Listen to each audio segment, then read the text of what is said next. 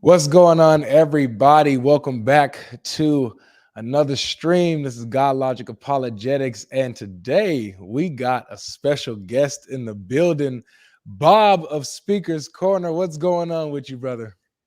What is going on is that Jesus is Lord, and I am happy to be with you. I think we initially tried to get this going a couple of months ago, and then it all kind of fell through, and finally we've pulled it together. And it just so happens that we're both doing it when neither of us are in our homes. So, so that's both clever. on the go, and we finally get to live stream together.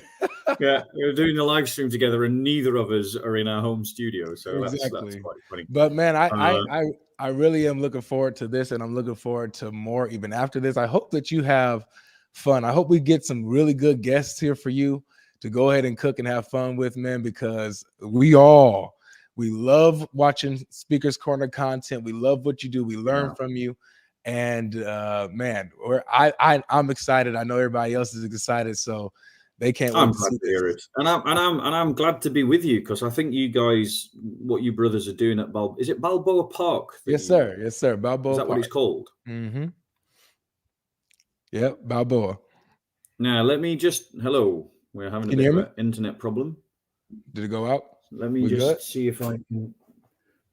Can bear with me 1 second. I'm just going to turn my camera off and my mic off, and then I'm going to deal with the issue. No worries. All right, guys, we got Bob in the house. If you're a Muslim, you're more than welcome to come up. We're going to hit the intro right now as Bob gets it all together, man. It's God. It's God.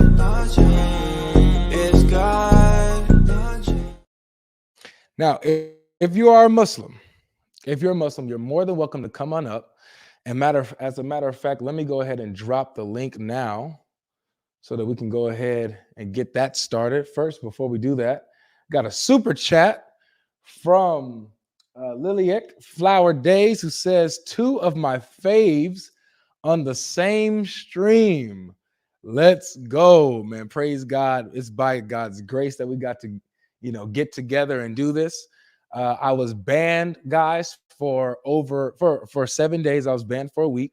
So, as you guys have been paying attention to the posts that I've been putting up on my community posts, I'm going to dedicate an entire week, starting Monday, an entire week to Muhammad Week. It's going to be called Muhammad Week, where I and a few other apologists, brothers, get together and we go ahead and dissect Muhammad, his falsehoods, his hygiene, his perversions, his demonic possessions, bewitchment, all kinds of stuff. Bob, just go ahead and test your sound real quick. Testing 1 2 1 2 1 2. All right, we can hear you. Can you hear me? I can hear you fine. Hopefully the internet will be more stable. I've stuck a cable in that was lent to me by my host, so hopefully that's all right. That's all right. So so as I was saying this, Bob, so I'm fresh off of a ban, and so I'm dedicating next week to Muhammad Week, going through some of the most embarrassing hadiths and stories, and just anything exposing his violence, his perversions, all kinds of stuff.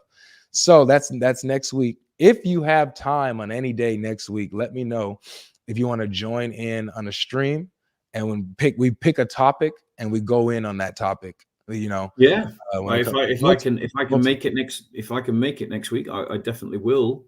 I mean, I thought then, if you're going to do that next week, maybe we should start at a different angle today and just do sort of like a general introduction to some of the blunders and gaffes that appear inside the Qur'an. Yeah, that's a good idea. Shall I get going on that one straight out? Yeah, that's a good idea. So let me go ahead right as we get into that. Here's the link, ladies and gentlemen. If you're a Muslim and you want to come up and finally put Bob in his place, or put me in my place, I've been looking for a reason to say my Shahada for 2 years now. If you guys feel like you can come up and change our minds, and I've not found a good reason yet. See, he hasn't found a good reason yet, and I mean, if it's true, it's true. We got to take heed to truth. So if you guys could come and change our minds about Islam and Christianity and all these kind of things, here is the link right here. you're more than welcome to join the discussion.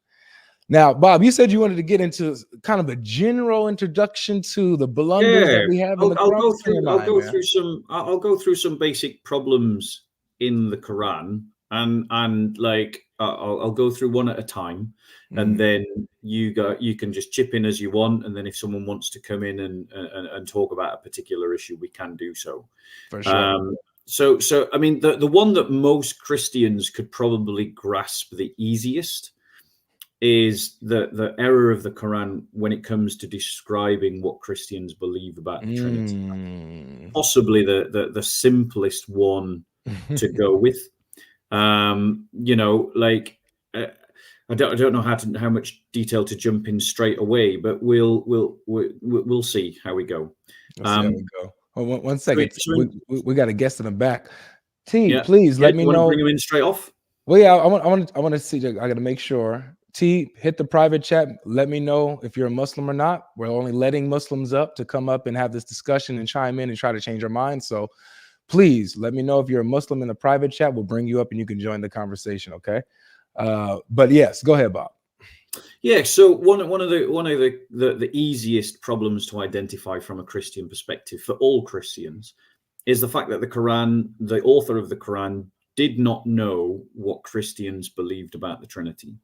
So in Surah 4:171, it says, "O people of the scripture, do not exaggerate in your religion and do not say about Allah except the truth.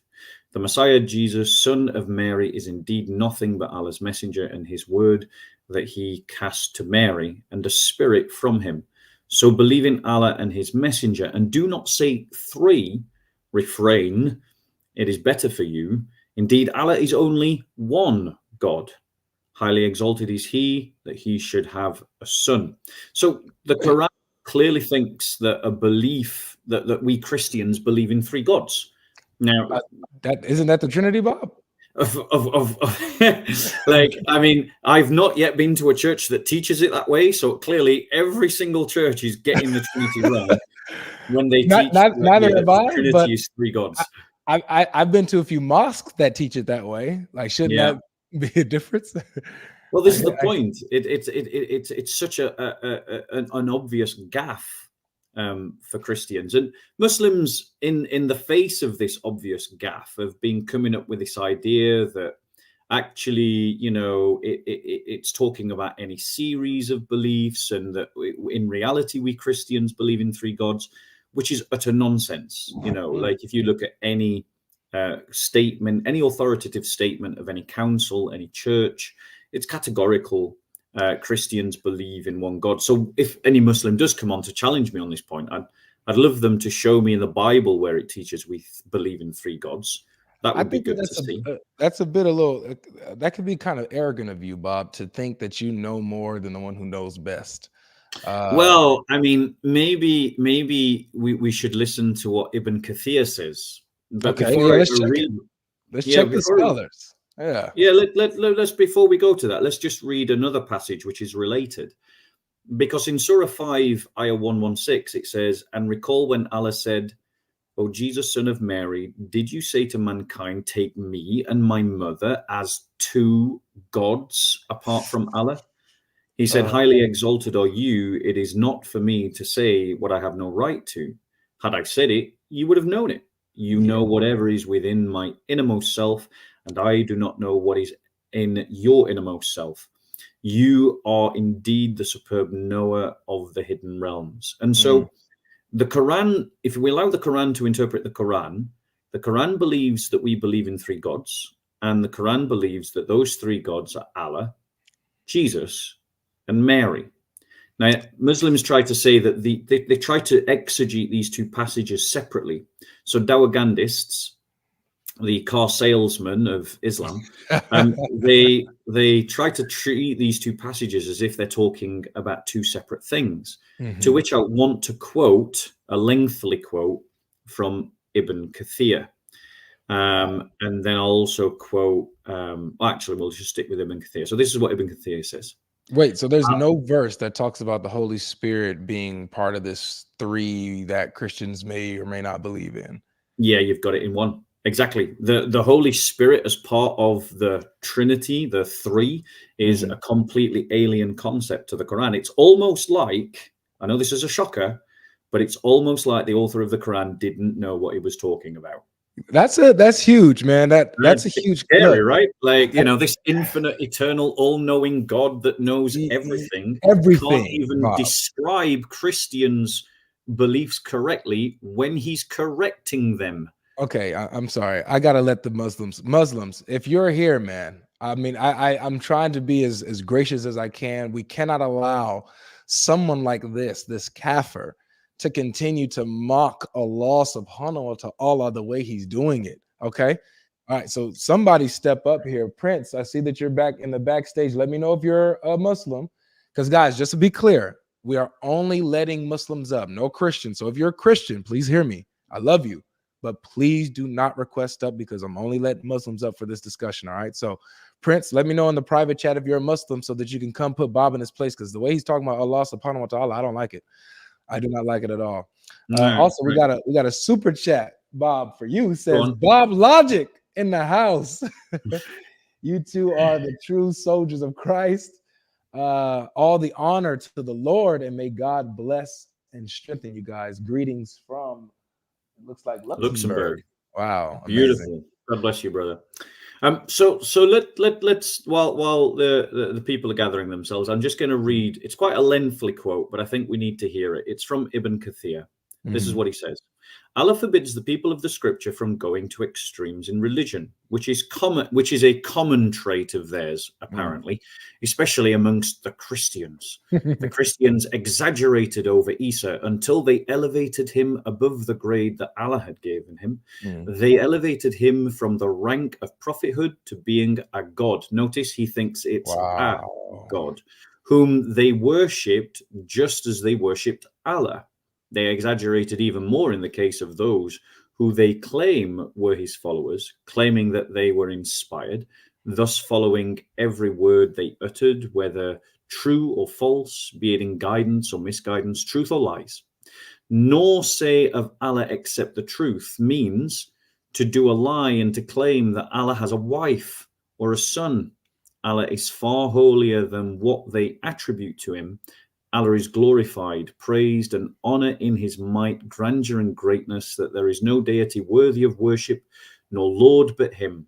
Allah said, Al-Masih, son of Maryam, was no more than a messenger, and Allah, his word, which is bestowed on Maryam, a spirit created by him.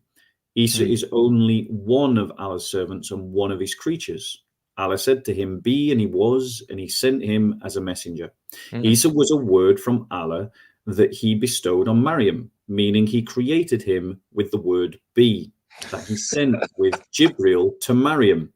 Now, there's comments that we can make about this. But I just want you to hear that what Ibn Kathir is going to say. Jibril blew the life of Isa into Maryam by Allah's leave, and Isa came into existence as a result. This incident was in place of the normal conception between man and woman that results in children. This is why Isa was a word and spirit created by Allah, as he had no father to conceive him. Rather, he came into existence through the word that Allah uttered, be, and he was, through the life that Allah sent with Jibril. Allah said, Al-Masih, Isa, son of Maryam, was no more than a messenger. Many were the messengers that passed away before him. His mother Maryam was a Siddiq. They both ate food. And Allah said, so believe in Allah and his messenger. Believe that Allah is one and alone, and that he does not have a son or a wife. Know and be certain that Isa, the servant and messenger of Allah, said after that, say not three. Do not elevate Isa and his mother to be gods with Allah. So Ibn Kathir interprets these two passages together in the very same way that I'm interpreting these two passages together.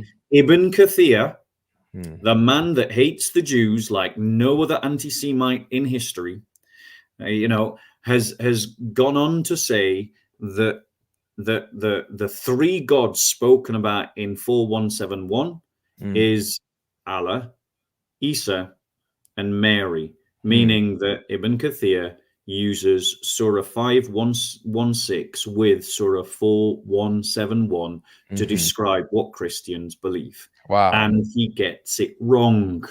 Wow.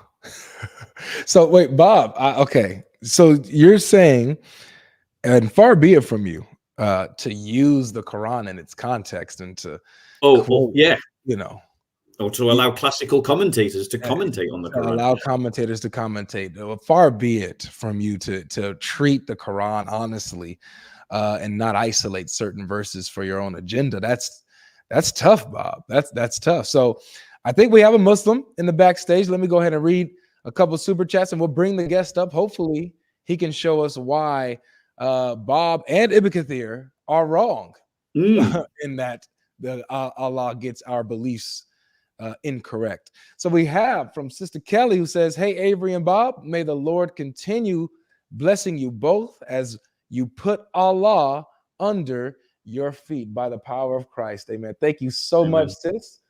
Appreciate you always supporting the ministry. We also got Manuel, who says 434 that like button and share on all social media outlets while they cook. God bless you both, gentlemen. Do you get the 434 reference? The 434? No, I don't. I'm not that cool.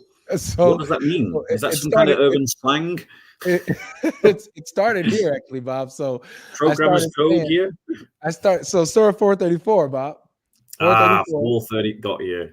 Hit that like button, like you fear disobedience from it. That's basically what they're doing. Got you. All right. So Sean is a Muslim. Let's go ahead and bring him up. Thank you for the super sticker. And Ahran Michael, who says Salam al-Masih. Salam al-Masih to you, my friend. Salam al-Masih. Thank you guys so much for supporting it. It's Boblogic. I think you've just got a new name whenever we two get together. Yep, exactly. All right, Sean, you're on the stage. How you doing? I'm good. And you? Pretty good. Welcome. So, have you been listening to everything that Bob kind of went through a little bit? Yes, a little bit. I just understood that he was talking that Quran didn't get it right about Mary and Jesus. But so to be clear, brother, what I'm saying, what I'm accusing the Quran of is the Quran is seeking to correct Christians about their belief, but it fails to accurately describe the belief that Christians have to correct that belief. In fact, I don't totally disagree with you. In fact, that I don't have any answer why is depicting Mary as also a person that got worshipped by Christians. Is it because there was kind of a sect who was worshiping Mary at that time, or I have no idea? I'm going to tell you the truth.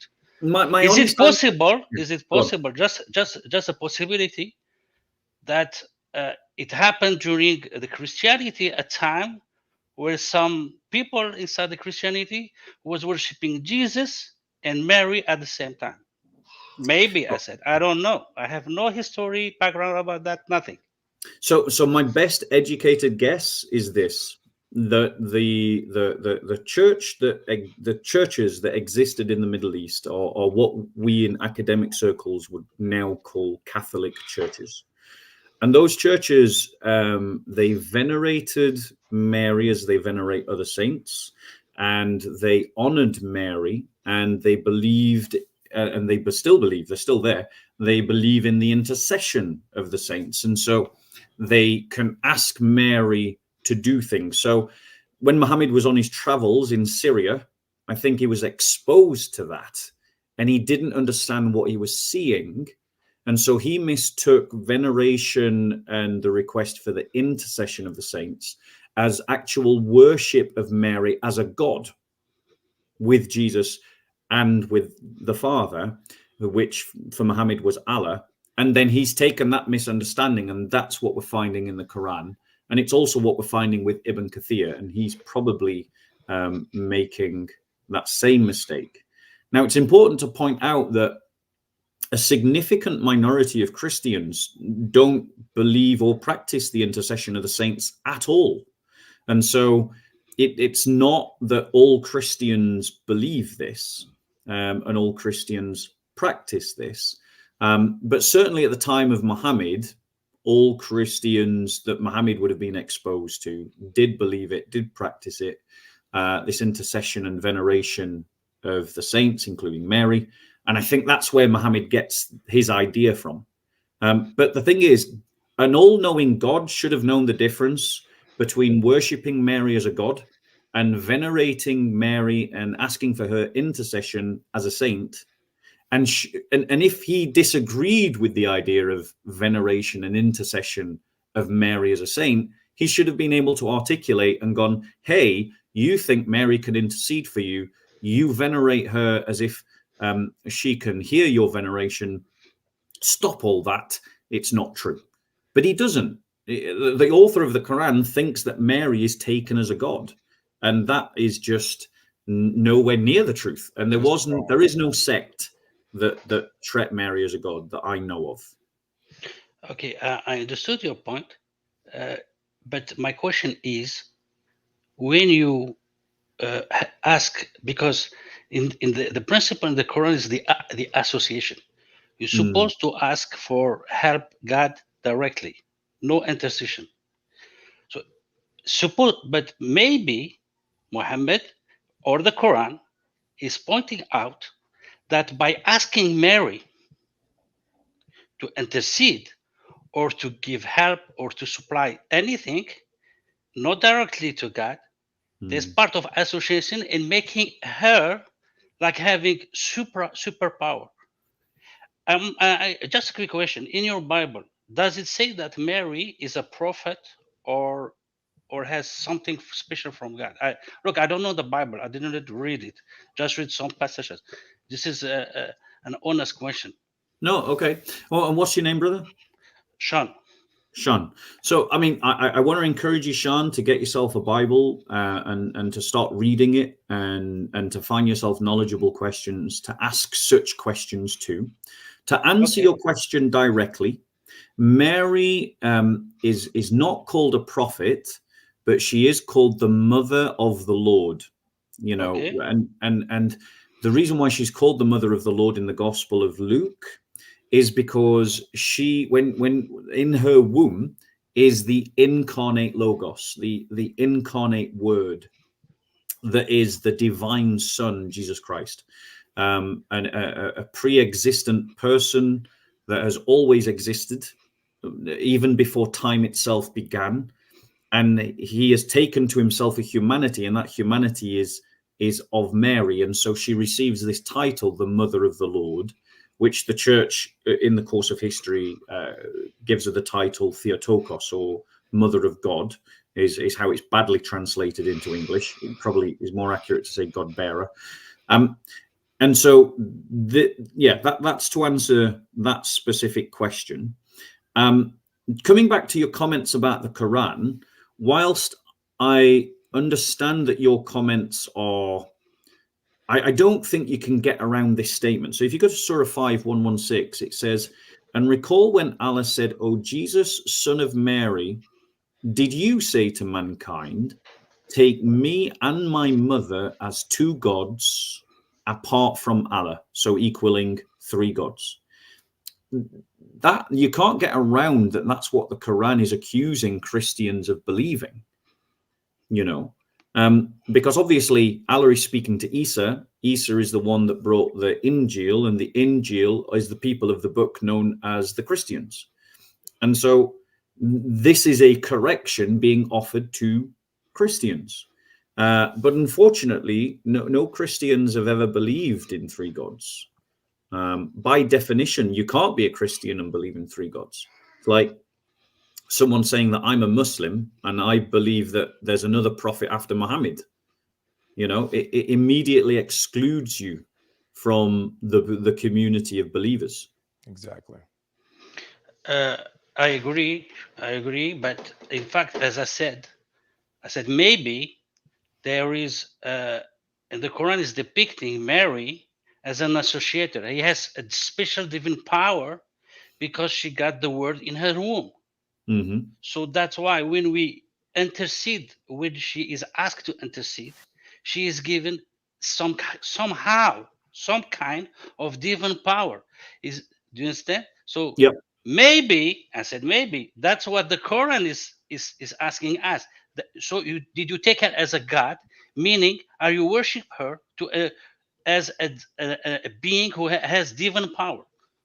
So you know, so do you understand my meaning? Yeah, I think I do. But one second. Yes. The thing is, I heard you said the word in her womb. The thing is, I saw a video of Boblogic saying that there is kind of misunderstanding in the Quran or between God is, because the Quran is depicting Jesus as the Spirit and the Word from God or of God, but in the same time he's denying the deity of Christ. So my question, what makes you think inside the Quran that by Jesus being called the Word, he is divine? I don't know if I'm changing the subject, but it's connected. It's connected. So let me ask you this question. Is Allah ever without his attributes?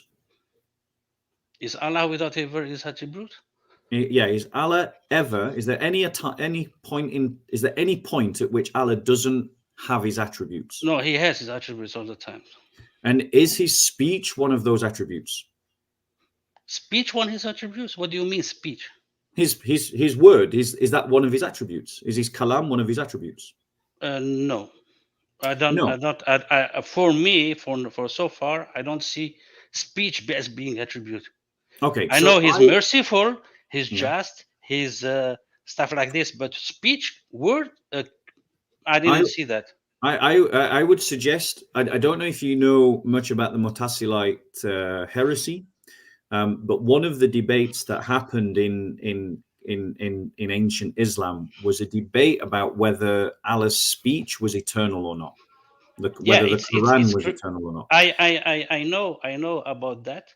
Yeah, but I don't agree with it. And the Mu'tazilites were the group that were condemned because they believed that the speech of Allah was created. Yeah, but that's why it's a heresy, by the way. And, and the Muslim who defend this idea of the words of the Quran is eternal or uncreated, they shoot themselves on the foot, in fact, because it's a big nonsense. So you disagree with the idea of the eternal Quran? Of course. Okay, there's only God who is eternal. Okay. For me, when I read the Quran, that's what it says. Right. So let me finish the logic. Let me explain the logic, and then you can reply. So, if you take the assumption that God is never without his attributes, and speech is one of his attributes, then because the Quran says that Isa is a word from Allah, that this word is called Isa, he names one of his words, and that Isa is a spirit sent from Allah, then because the spirit is something that is one of Allah's attributes, therefore the logic is that Isa must also be divine. No, not at all. This is completely illogical. Yeah, that's fine. You deny that the attributes are. But I can explain why. I can explain why, if you want. Go on. Of course. Are you okay to let me explain why? Because because the Quran explains what's the word. He explains it clearly. I mean, I'm going to give you an example. Is there any person or prophet called the word except Jesus in the Quran? To my knowledge, no. Nope.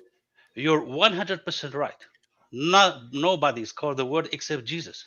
Wait, say that one more time, because I get sometimes when I go with this subject, we get Muslims. I'm going to say it 10 times if you want. No problem. Say it loud for the people they can hear loud. Yeah, very loud. There's nobody else, prophet or human being, called the word in the Quran. But you have to listen after. There are many things called the words. Right. So the question is, what are the other words? You have Allah's revelation. No, right. completely false. I'm sorry. This is not what the Quran is saying. Do you want me to go with this? No problem. I'm going to preview. First of all, people think that a word in English means a word. But the problem is before you continue, brother. I promise I'm gonna let you continue. No problem. Thanks, Omar, for the super chat. We also have a couple of super chats I wanted to get to eventually. Just hold that thought. Bob, this was for you as well. They said from Norway, brother Bob, we met in 2022 summer at Speaker's Corner when I was on vacation with family. Don't know if you remember. It was so short an intro because you were busy and my family was waiting. But God bless you both. So they wanted to give you a shout out because they got to meet you. And then we also have a super chat that's asking a question on Surah 3 verse 3. And just want to let you know, thank you for the super chat. It's a huge one. We're going to get to your question once we flush this out just a little bit, but we'll get to your question right after this, okay? So I'll pull it back up when it's time. But thank you so much for dropping that super chat. All right, go ahead, Sean. Break it down. I'm sorry. Okay, so the thing is, yes, you are right. I'm going to repeat again like this. Everybody is clear for him. The word is only called for Jesus and no other prophet is called the word. But God says in one of his verses that if the sea was ink for his words, it would not be enough. So what it means, it's not the words of the Quran or his revelations, because if you take all the revelations from Noah till now, the seas will be much more than enough. Do you agree with this? So here, the Quran, if the words mean the words of the revelation, it's a big contradiction here. But the point is that this kind of picture metaphor that the Quran is using it's trying to say that if I remember that passage correctly, it says that if all the oceans were ink and all the pens and all the trees were pens, then even if jinn and mankind united together, they couldn't produce a surah or an ayah like under this Quran. So it's saying even if you had infinite resources and infinite time, you could not produce a Quran you couldn't produce a verse of the Quran like this. So that's not a statement about the created nature. That's not what it's saying. I'm sorry, because I have it in front of me. Go on. Which passage is it then? Is 18:109 or 31:27? Bear with us. 18. Let's have a look. 109. Bear with me. 18:109.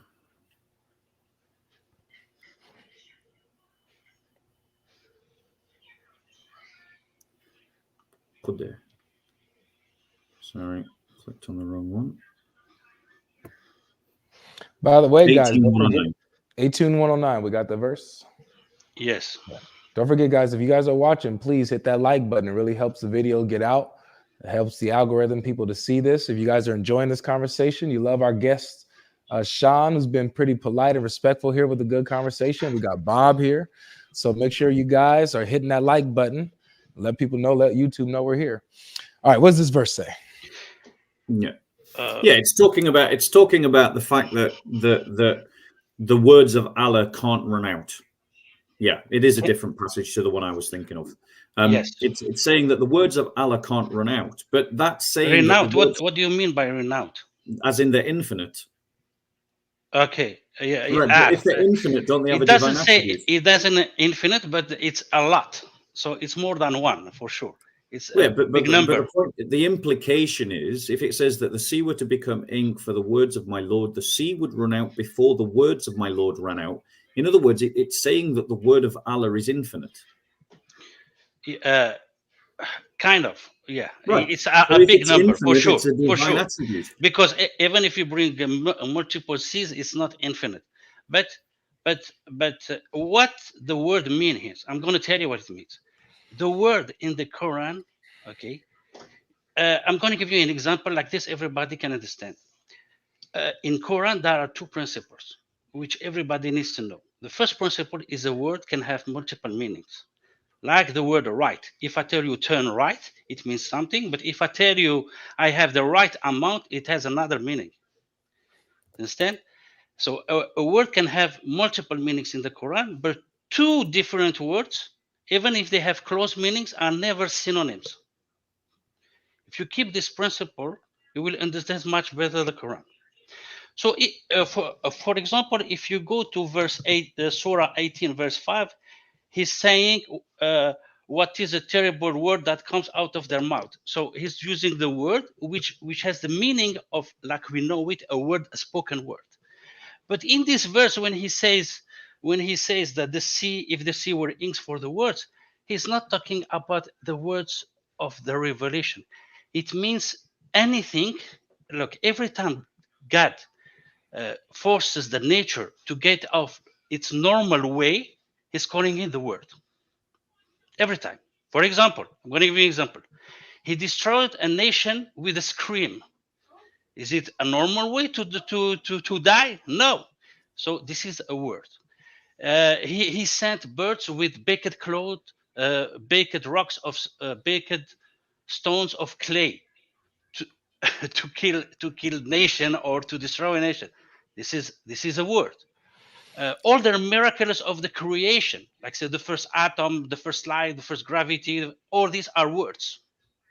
So just to be clear, it sounds like you're talking about Allah's decree and command, but not specifically that these things, like these birds that bring clay or whatever that flew and stuff like that, that they are the words themselves, but they have been commanded by Allah's word to do. Exactly. That's what I'm saying. It's something miraculous or out of the normal way of the nature, commanded by God.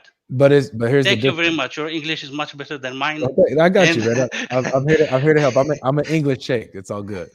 Yes. But listen. But here's the difference. The difference is that Jesus himself is identified as Allah's word. Correct. Why? The question is why? Is. Because he's get out of the normal way of the nature. He was born without a father. But the point is, the Quran is making. I mean, there's two things here. Firstly, there's three things I want to say here. Firstly, is there's other things that I want to bring forward, connected to problems in the Quran. We've identified a problem in the Quran in the way that it describes the Trinity, and the way that it gets that Trinity wrong, right? And we've kind of moved tangentially. I agree with that. With that. Now the problem is, if there is an error in the Quran, is the Quran from Allah according to the Quran? Yes, but I'm not talking as a Muslim. I'm removing my Muslim hat. I'm talking about what the word is meant in the Quran as a non-Muslim. I don't want to be biased, so that's why I said I agree with you that somehow the Quran is not depicting the Trinity right. I'm not saying the Quran is true. What I'm saying is that you understood the word the wrong way in the Quran. No, that's what I'm saying. Wait. By the way, one second, I'm going to prove you wrong, because I'm going to read. I'm reading from Islam QA.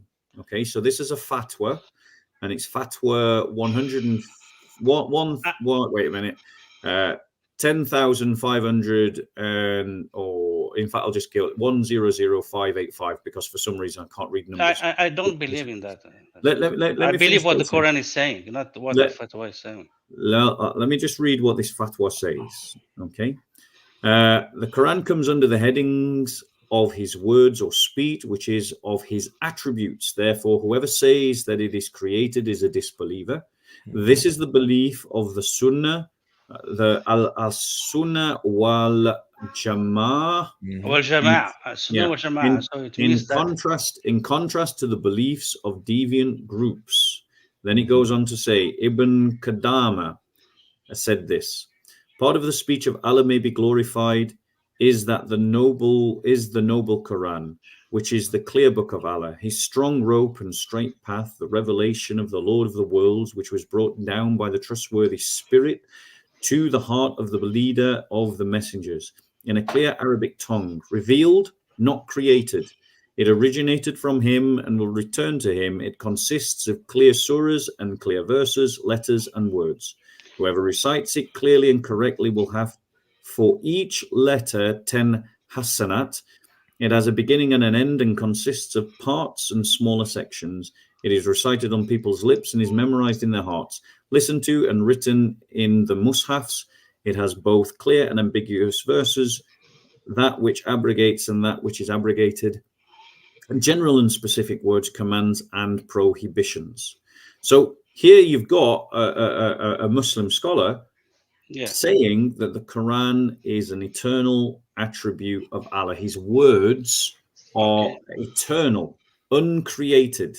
So I put it to you, my friend, I put it to you that you're already a step out of Islam. Like you're already a step out of Islam. Yeah, maybe. I don't deny it. Maybe. Look, that did I say at the beginning that believing to the uncreated word of God is shooting on your foot?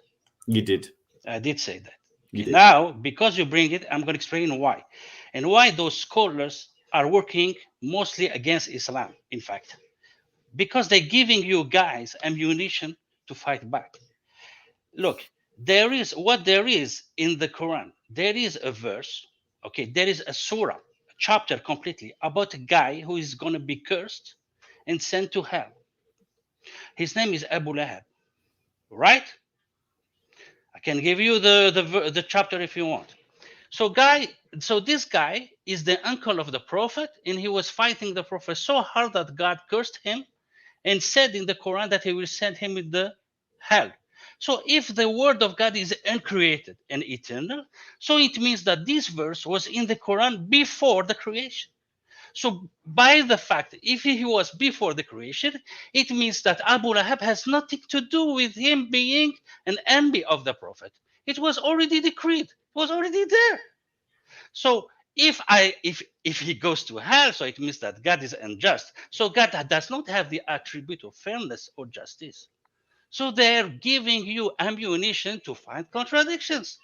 So these scholars, they're crazy. I would agree with you. That's the truth. I would agree with you. Completely nuts. I would agree with you. Islam doesn't make much sense when you think about it. And let me just say to you, your position actually is much closer to the Christian position than the Islamic position. Because as Christians, when we invite you to Christianity, which I'm inviting you to Christianity tonight, is we believe that the Bible is the words of men inspired by the Spirit of God. We don't believe that the words of the Bible are eternal. We don't believe that they're written on stone tablets in heaven. We don't believe that they existed before the world existed, or even existed before the person that wrote them down existed. We believe that the Bible is the words of men, inspired by the Spirit of God, but those words of men point to an eternal word. And that eternal word is Jesus Christ, who was not a book. He was written about in books, but he himself is not a book. He is a divine person. He is God who takes to himself flesh. He becomes incarnate. This is the one that we seek to follow. It's the one that the Bible testifies to. And he is eternal because the word of God is eternal, but but we don't believe that eternal word is the Bible. We believe it's Jesus Christ who is the eternal word of the Father. Amen. Okay, I don't deny this, except that if you see in the Quran what God is telling about Mary in chapter 66:12, he said, and she believed in the words of her God in his books. So if the words of her God were the words in his books, it will mean a repetition, because it's already implicit that the words of God are in his books. But when she said she believed in the words of her God, so it means that she witnessed multiple words. One of them is her son, his miraculous birth. But that's not the only word. She's witnessed multiple. I'm going to give you one. He spoke when he was few hours born. He already spoke. It's another word. He made multiple miracles. He made the shape of a bird, and the bird became live. It's another word. All these are out of the nature. We're slightly getting off the point, though. Let me finish. Sean, hold on, Sean. We're getting let me finish, because I didn't. No, wait. I never interrupted you. Just Sean, let me finish. Sean, listen. I'm happy to concede this point to you. Okay, right? But I just give me 30 seconds, and I will let you give you 5 minutes. Just 30 seconds. So what I meant, we're going miles off the point. I believe that John 1:1 is true when he said that the word. Wait a second. 30 seconds. I didn't finish. Hold on a second, bro. I just had to mute you for a second, dude. The reason why Bob is interjecting here is because he's trying to redirect you back to the main point that we're getting to. You're kind of going a little off, and I'm sitting here. I've been listening to it. Like, we've been letting you talk the whole time, right? As long as you're on point and on topic, you can talk as much as you want. But Bob is trying to interject and redirect. I think, Sean. All I'm trying to say is I'm happy to concede the point to you that the Quran is created. So you don't need to convince me. I agree with you. It's created. So we are now in total agreement about that. You've still got to explain why the Quran gets the Trinity wrong. Right. So go ahead, Sean. You were let me try to unmute you. Okay. And thank you very much. And I already answered this question. I said, I don't know what it is, and I accept that it got it wrong. As I said that. Okay. So I didn't deny it. I said that like 3 or 4 times. Yeah, but what's the consequence of that? And because you said the word, because you talk about the word, so that was the continuity, and you said that it's related to the topic. I've conceded this point. You don't need to go over it again. I'm happy to agree with you. The Quran is a created book. We are in 100% but I'm saying why Jesus is the word doesn't mean it's divine. That's what I'm saying. So the consequence. What's the consequence of the Quran getting the description of the Trinity wrong? What's the consequence? There's no consequence. I don't see any consequence. Well, here's a consequence. Does the Quran state that if this were from any other than Allah, that we would find contradictions therein or errors therein? Yes. Right. So if I found an error in the Quran, what's the consequence? So it just means that he got it wrong. So it would mean that the Quran is not from Allah. But as I said before, I said, is there a possibility that maybe there was a cult believing that Mary was having a divine power? And you said yes. You said yes. No. There was a certain time. So no, I didn't say that. Look, you've got to evidence. You've got to evidence. Like people have got to evidence the fact that they're claiming that there was a group that believed Mary to be God at the time of Muhammad. Now you've got to evidence that, and then you've got to. But the point is that even if such a group existed, they wouldn't be Christians. But the Quran is addressing Christians. But maybe they were calling themselves Christians. You said they are not Christians, but were they calling themselves Christians or not? I don't know. There's lots of Muslims, Sean, that would say you're not a Muslim. Yeah, it's okay. I don't care. I am a Muslim, but believe me, every time I said to Muslim people, go to Quran, don't listen only to scholars, they tell me you are not a real Muslim. For them, the scholars are the scriptures, not the Quran itself. So what? No worries. Do you reject the hadith? No worries. Do you reject the hadiths? I reject the hadith when it contradicts the Quran, but I think that the hadith, when it doesn't contradict the Quran, it can be true. Let me point out another error to you in the Quran and see what you think about this one. Okay, so if you come with me to Surah 33:4. 33:4, yeah. Let me see. This is really interesting. If the Quran is not from Allah, we would find errors and contradictions in it. Which passage is that one, bro? You're reading? Yeah, yes. The 33:4, yeah. So, in 33:4, it reads, never did Allah make 2 hearts inside, or I've given the wrong reference here. Never did Allah make two hearts inside any man's body, nor did he ever make your spouses, whom you reject and compare to your mothers, backs into your actual mothers, nor did he make your adopted sons your actual sons. That is your saying coming out of your mouths, and Allah speaks the truth, and he guides to the way.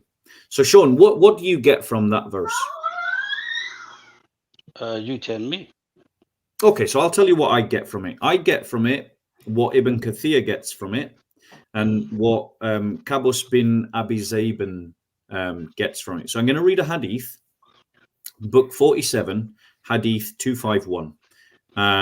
Okay, now this is a Jami at-Tirmidhi, in Jami at-Tirmidhi 3199. This is what he says. Qabus bin Abi Zabyan narrated to us that his father narrated to him. He said, we said to Ibn Abbas, what is the meaning of the saying of Allah the Mighty and Sublime? Allah has not made for any man two hearts inside his body. He said, the Prophet of Allah stood one day for Salat. When he was unsure regarding how much he had prayed, the hypocrites who prayed with him said, don't you see that he has two hearts, a heart with you and another with them? So Allah revealed, Allah has not made for any man two hearts inside his body. Now, what do you get from that? That a man does not have two hearts. That a man does not have two hearts. I agree. Yeah. That is what it's saying. And Ibn Kathir agrees with you. So let me read what Ibn Kathir says about this. Allah discusses ideas and theoretical matters. He gives tangible example. One man cannot have two hearts in his body, and a man's wife does not become his mother if he says the words of zihar to her. You are to me like the back of my mother. By the same token, an adopted child does not become the son of the man who adopts him and calls him his son. Another scholar, Wahidi, says this. Asbab al-Nuzul by al-Wahidi, this is the book. Allah hath not assigned unto any man two hearts within his body. This verse was revealed about Jamil ibn Ma'mar al-Fihri, who was a sensible man who memorized whatever he heard. The Quraysh said he could not have memorized all these things unless he had two hearts. Labib used to say, I have two hearts, and my perception by means of either one of them is better than the perception of Muhammad. When the Battle of Badr took place and the idolaters were defeated, Abu Sufyan met Jamil ibn Ma'mar, who had accompanied the idolaters. Jamil was wearing one shoe and holding the other shoe in his hand. Abu Sufyan asked him, what is the state of the people? He said, they are defeated. Abu Sufyan asked him again, but why are you wearing one shoe and holding the other in your hand? Jamil said, I thought I was wearing both shoes. On that day, people knew that he would not have forgotten his shoe in his hand if he really had two hearts. Hath he made those whom ye claim to be your sons 33, 34. This verse was revealed about Zayd ibn Haritha. He was a slave of the messenger of Allah. Allah bless him and give him peace. But he freed him and adopted him before he was sent as a prophet. So that's two scholars now who talk about two hearts. I'll give you another commentator, Jalal. Al-Jalalain said this. I understood. Your point. Okay.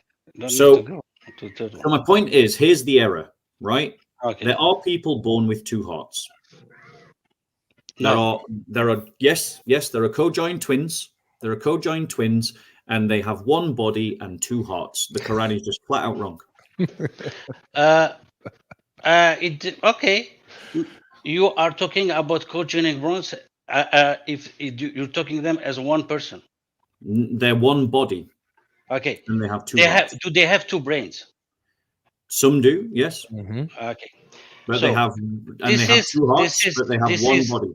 Yeah, this is really, really specific, because if you have two brains, even you have the same body, I'll leave the science tell me if are the same or not. I leave the science. I don't know.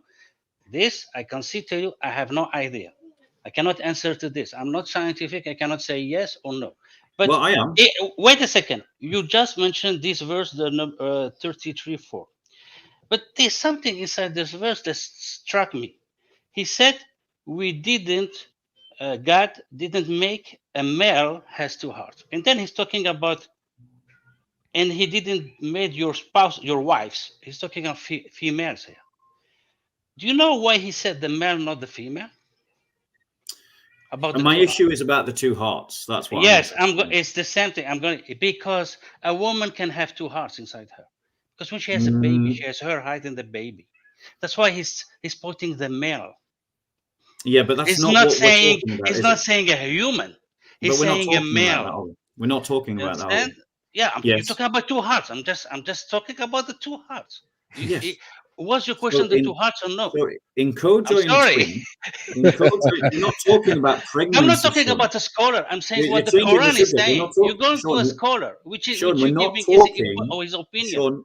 Sean, we aren't talking about pregnancy. Yeah, that's a normal situation, right? Yes, which I'm saying that's why he said male. He didn't say female. Sean, we're not talking about pregnancy. We're talking about cardiac abnormalities that we can find examples of. So I'm going to read from a study published in the National Library of Medicine in Biotechnology Information, or the NIH. Okay, and it's a study, a cardiovascular system in co-joined twins, and it was an analysis of 14 cases in Korea. Listen to what they said. A new classification of cardiovascular system in co-joined twins is introduced. A special effort has been made to analyze the degree of fusion and symmetry of hearts and great vessels based on 14 pairs of co-joined twins. The degree of cardiovascular union of the twins is classified into 5 types. Cases with no vascular union in cardiac aortic and inferior vena cava levels were grouped into type 1. 4 cases. Cases with separate hearts, did you get that? With separate hearts and union between aortas or inferior venae cavae were grouped into type 2, 3 cases.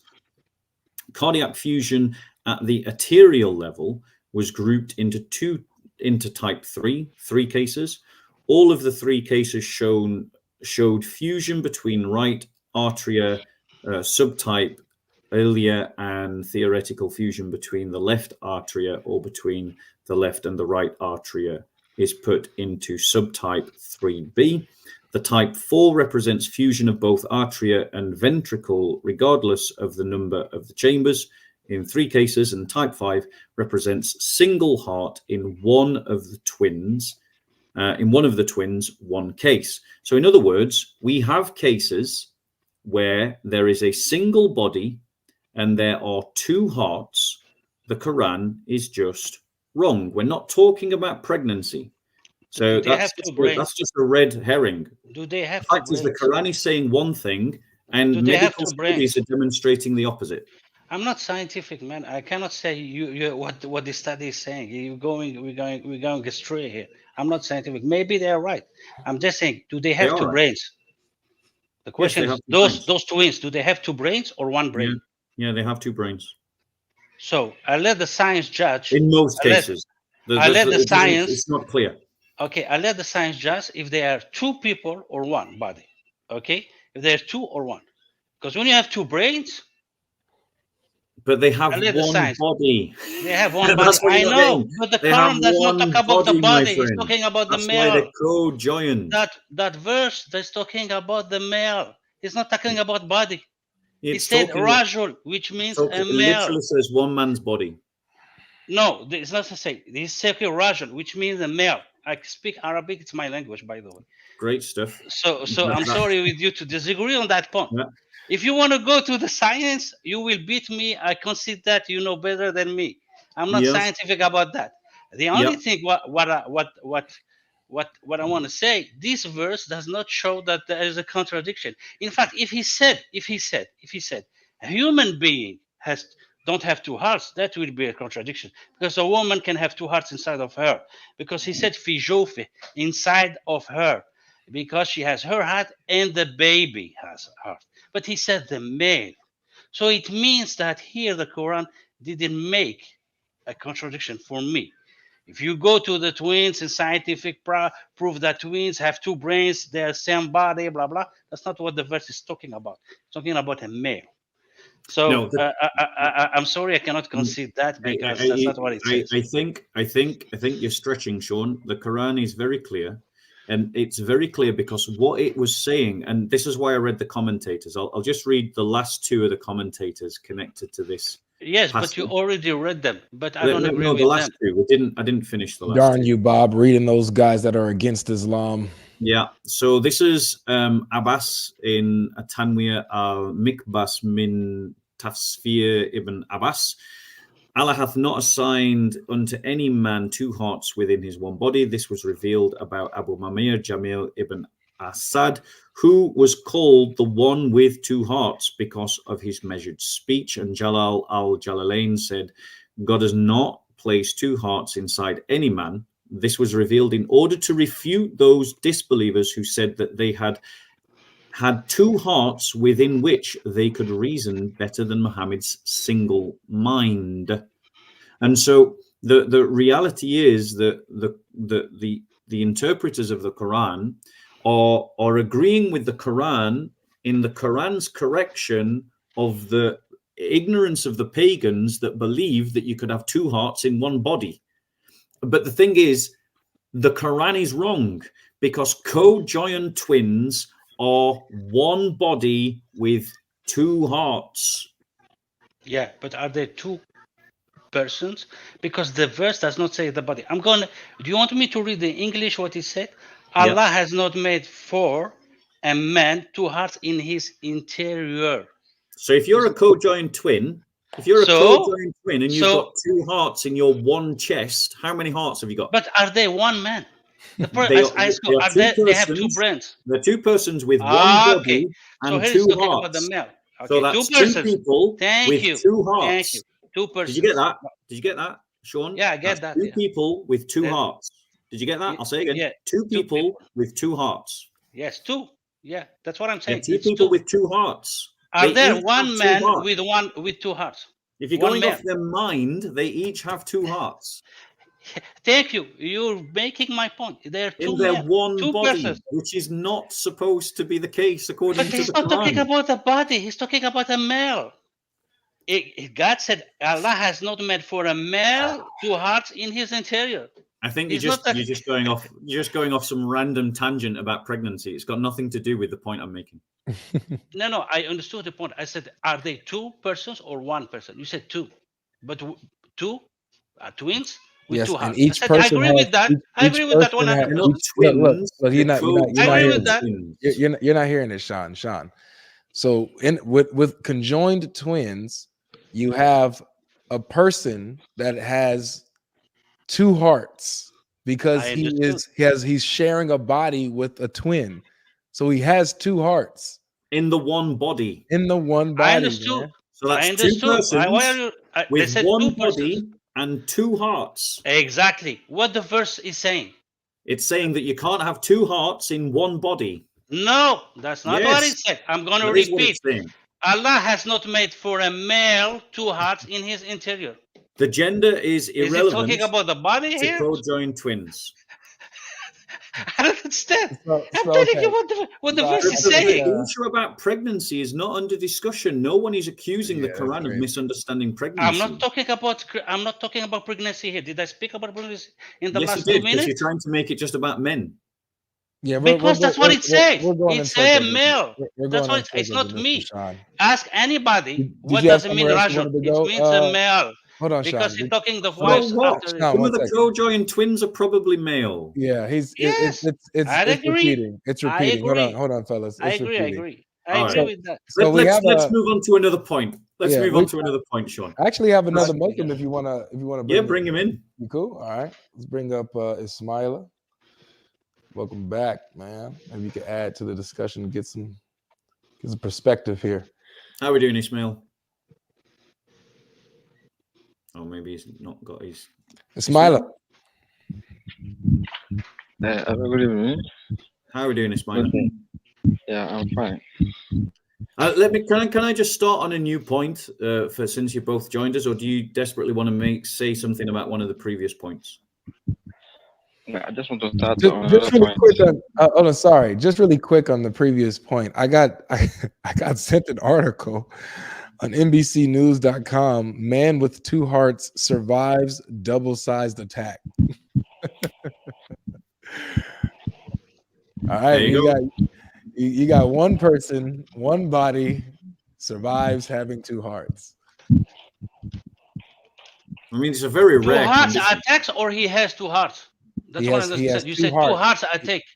He has 2 hearts and he survived a double-sized attack. Okay, he has 2 hearts.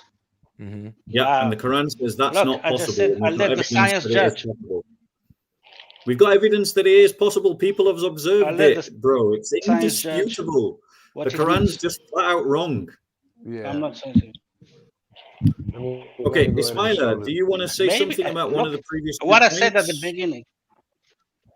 Yeah, sure. I just want to Ismaila talk for a minute. Yeah, I want to say something differently from what the last speaker was saying. Go on. Yeah, so I want to ask about original sin. Okay. So I want to know the understanding of the Christian, whether the original sin starts right after the fall of man, or sorry, I want to know whether Adam himself was fallible before the fall of him in the garden, or he has, or he began to be fallible after the sin. Was he fallible before the sin, or is it after the sin that he was fallible? So when God created Adam, he did not create him a being with all the perfections of divinity. He was a perfectly created being insofar as God willed him to be created. But the natural state of man is to have weaknesses.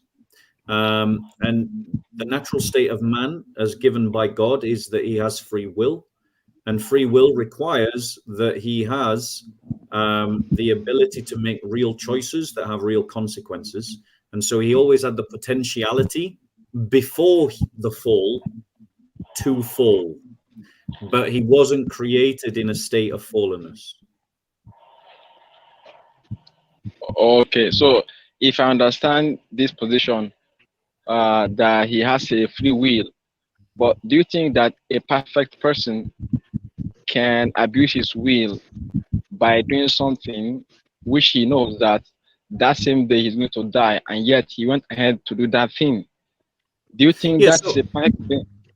It depends. We've got to be clear about what we mean by perfect. Perfect here doesn't mean incapable of fault. Perfect here means that he is created to the end that he is created. He's perfectly suited. So if I create a hammer, the point of me creating a hammer is that I can hit a nail on a head and drive it through wood, right? So long as my hammer does that, I've created a perfect hammer. But my hammer is no good for repairing vases. You know, it's no good for keyhole surgery. So it's not perfect in the sense that it can do everything or avoid every fault. You know, the fact that I've made a hammer means that I've made something heavy, which means that as well as being able to drive nails through wood, it can also smash vases. It's not created to smash vases, but it can smash vases. And so when we say that man is created perfectly, we mean that he's created perfectly so that he can have union and that he can have relationship with God, his creator, to know him and to enjoy him. And all that he needs to do that, he possesses. And so he's perfect to the end to which he is created. But with that perfection comes the possibility of him doing something wrong. And that's what happens at the fall. Okay, I kind of agree with this answer, but I have discussed this with many Christians, and what they always tell me is that man began to be fallible after the fall, after the sin, after Adam, and that doesn't explain why Adam would sin in the first place. But this answer you gave me kind of like uh make more sense, because Adam couldn't have sinned if he himself was not fallible in the first place. So because some of the Christians say he is not like he is perfect, he is infallible right from the beginning. So I think I kind of agree with this answer that he himself was not like infallible in the first place. Yeah, you've just got to understand, Ismail. Like lots of Christians are very well-meaning, but that doesn't mean that they're very knowledgeable. You know, lots of Christians, they want to be helpful and they want to give answers, but it doesn't necessarily mean that they've studied sufficiently to give answers. One of the problems within the church that I would openly acknowledge is that too many Christians are too eager just to say anything without recognizing the limits of their own knowledge. And I sometimes am guilty of that as well. Exactly. Thank you so much. This kind of help. This answer kind of help. Good. I'm glad it helped, brother. If you've got any other questions, feel free to rock them out. We're here. Okay. The next question I want to ask is actually about the book of Luke, chapter 1, verse 5 to 6, where it says that both. Wait with us 1 second. Let me just pull it up. Luke chapter 1, verse 5 to 6. Verse 36. So, verse 5 to 6. 5 to 6. Okay, let's read it. So, there was in the days of Herod, the king of Judea, a certain priest named Zachariah of the course of Abia, and his wife was of the daughters of Aaron, and her name was Elizabeth. And they were both righteous before God, walking in all the commandments and ordinances of the Lord, blameless. Yeah, so that part that says they were following all the law blamelessly. Yep. So I'm kind of like, what does that actually mean, that they were following all the law? I don't know, where is that a hyperbole, or is that actually literally like they are following all the law blamelessly, like they are sinless? Yeah, so there's multiple. There's not one answer to this question. In all honesty, Christians have different understandings of it. Let me just read to you. Let me just read to you some of the church fathers and what they say. So I'm going to read to you Cornelius of Lapida, and he does like a gathering in of lots of commentators on the. Let me see if I can find a smaller quote, because that one's gigantic. Okay, I'm going to read George Leo Haydock. Oh, actually, hold on. Here, I'll do Ignatius of Antioch. For he, in his harmony with the commandments and ordinances of the Lord, even as the strings are with the harp, and is no less blameless than was Zacharias the priest. That's speaking about Jesus. Irenaeus of Lyon says this. Luke, sorry, bear with me. My computer's trying to be smart and offer me things I don't want it to. Luke also, the follower of the disciple of the apostles, referring to Zacharias and Elizabeth, from whom, according to the promise, John was born, says, and they were both righteous before God, walking in all the commandments and ordinances of the Lord. I'll read George Laydock. Both just, walking without blame, which are called venial faults, but only from such sins as might make them forfeit the grace and favor of God. 3 things are here to be noticed: that good men do keep all God's commandments, which some moderns declare to be impossible; that men are justified not by imputation only of Christ's justice, nor by faith alone. This is a particularly Catholic view and one from the Reformation, but by walking in the commandments. And 3, that keeping and doing the commandments is properly our justification through Jesus Christ. The Greek word dikomata is properly rendered by Catholics justification or commandments, because the keeping of them through Jesus Christ is justification. But our separated brethren purposefully avoid the word against the justification of the Catholics, as one of their leaders in innovation blushes not to advance.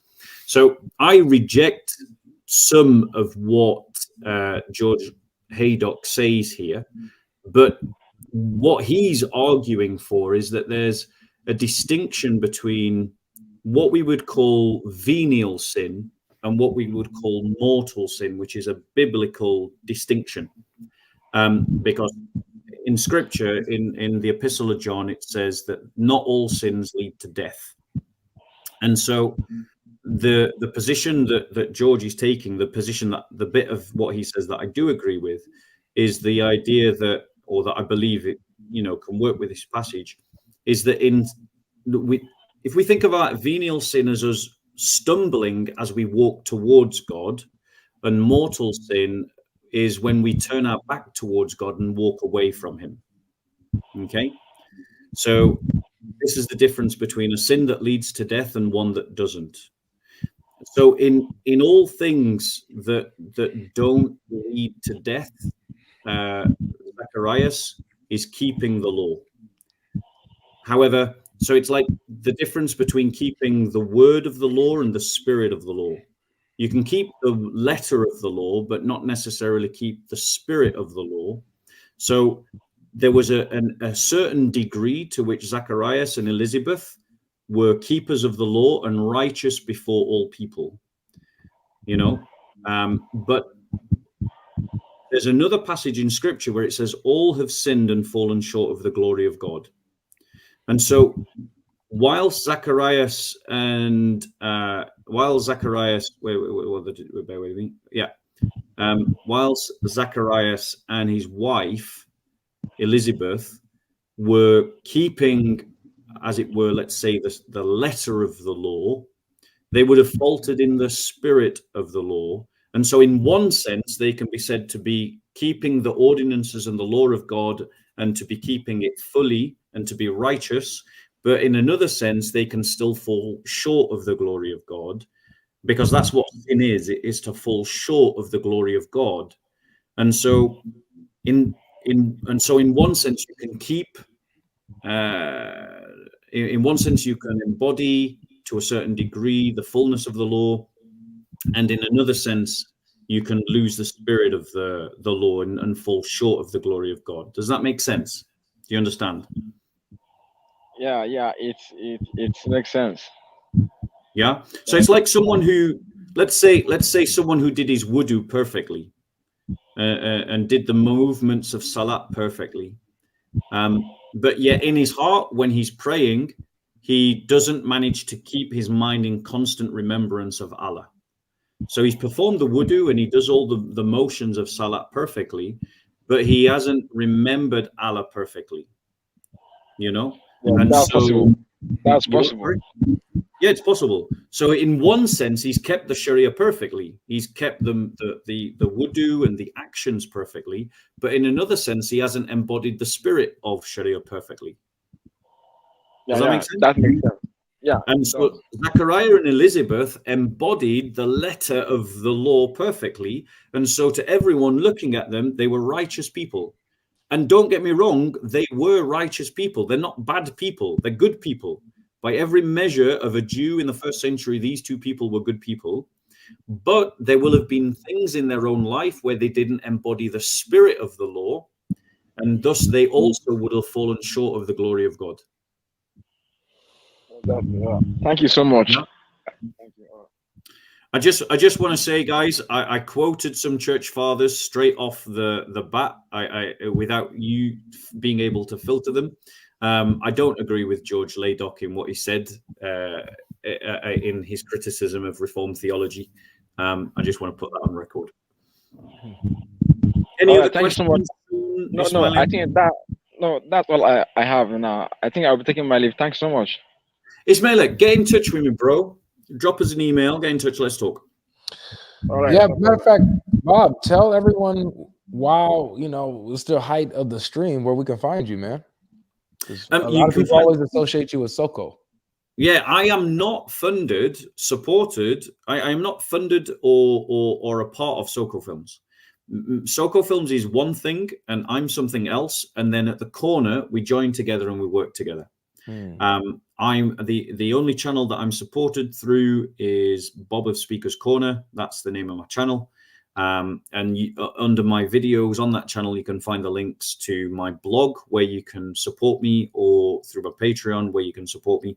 I synergize with JC and Soco Films, but it's a synergy. When we're not the same thing, we don't do the same thing. We're separate entities with separate structures, separate everything, you know, but we kind of synergize. So there you go. Bob of Speaker's Corner.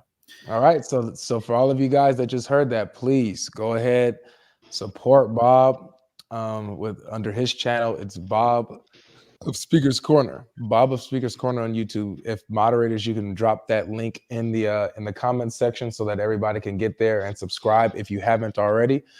And to also support him through his Patreon as well. You know, because you guys see what he does out there. By the Lord's strength, by the power of the Spirit, is out there all the time, getting actually assaulted by the Muslims out there at the park, man. Actually getting in physical fight. Now out here in California, a lot of people, they're just more chill, not really gonna get into fist fights with the Muslims. They might get heated, right? Must be the weather. Might be the weather, man. Might be the weather. Must be the weather. It's too hot to get het up, man. You know. But yeah, like there is violence at the corner, and I do please do pray about it. You know, the police have just kind of washed their hands of the whole situation, which is really dangerous and sad. It's getting to the point where, you know, people don't feel safe.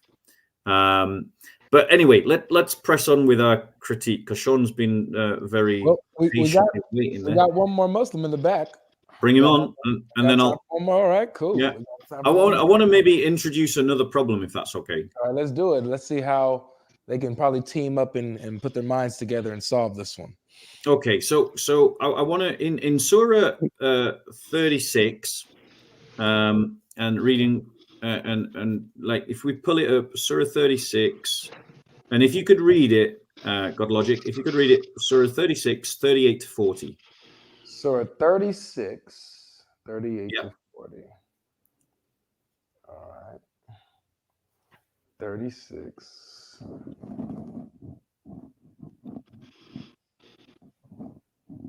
38 to 40. All right, let's see what you got up your sleeve, man. Let's see what you got. You're going to love this one. All right. It says, and the sun runs on unto a resisting place for him. That is the measuring of the mighty, the wise. And for the moon, we have appointed mansions till she return like an old shriveled palm leaf. It is not for the sun to overtake the moon, nor doth the night outstrip the day. They float each in an orbit. Right. Okay. So you've just heard the Qur'an state that the night outstrip the night cannot outstrip the day, that the sun and the moon can't overtake one another. Now, just forgetting for the moment that this reads as geocentric, because it implies that the sun and the moon go to a resting place, which implies that the earth is stationary and the sun and the moon go around the earth. Right. Cosmologically speaking, there is no resting place for either the sun or the moon. They don't return to a starting point and never have. But focusing in on that last part where it says that the moon doesn't overtake the sun and the sun doesn't overtake the moon and the night doesn't overtake the day, I just want to read some commentators so people can hear what they're saying. So Abbas in Tanwir al-Mikbas min Tasfir ibn Abbas, I'm sorry for killing the Arabic for all you Arabics. Terrible, Bob. I know, right? It is not for this is what he says. It is not for the sun to overtake the moon. It is not proper for the sun to rise where the moon appears, such as it takes away its light, nor doth the night outstrip the day. nor does the night come at the time of the day, such as it eclipses its brightness. They, the sun, the moon, and the planets float each in orbit, revolve, and turn around in orbit. So you heard that clearly state, the commentator clearly state, nor does the night come at a time of the day such as it eclipses its brightness. Mm-hmm. Now, I'll just read two more.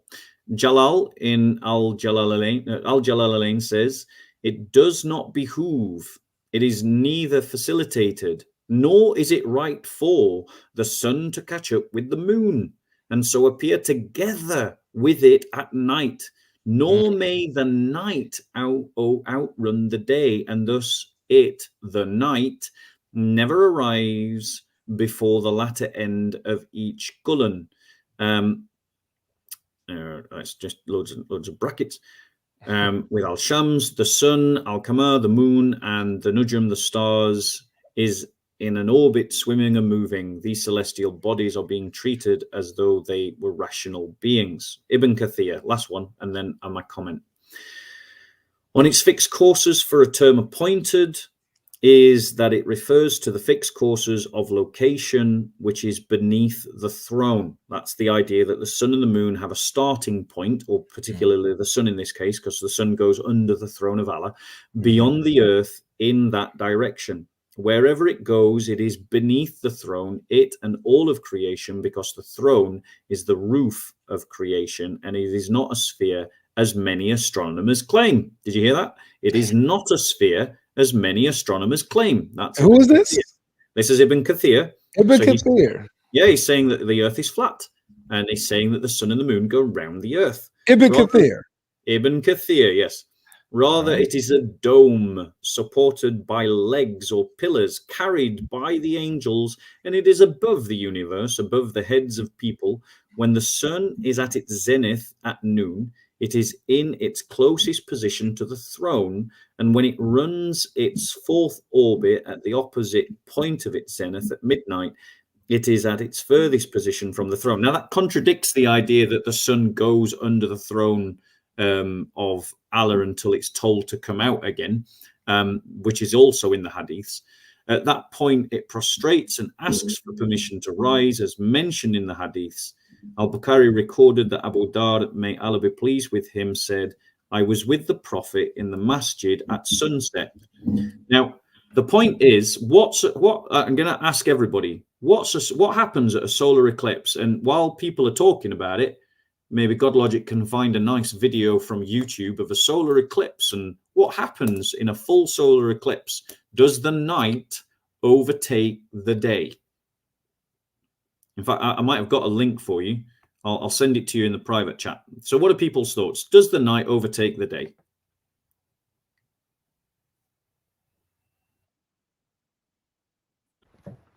Give me 1 second while I fix this microphone. Yeah, you fix that microphone. Go on, guys. Does the night overtake the day? Does the moon overtake the sun? You're talking with us or with the people in the chat? I'm talking to everybody. So yes, you as well.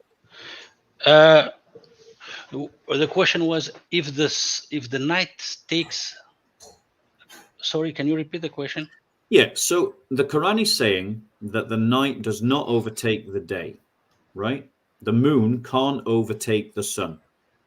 So my question to you is, what happens in a solar eclipse? And I'm sending to God. The solar eclipse is the moon is hiding the sun. What? Sorry? The moon is hiding the sun, right? Yeah, the moon is hiding the sun. Does the Quran say that can happen? If the Quran says that can happen?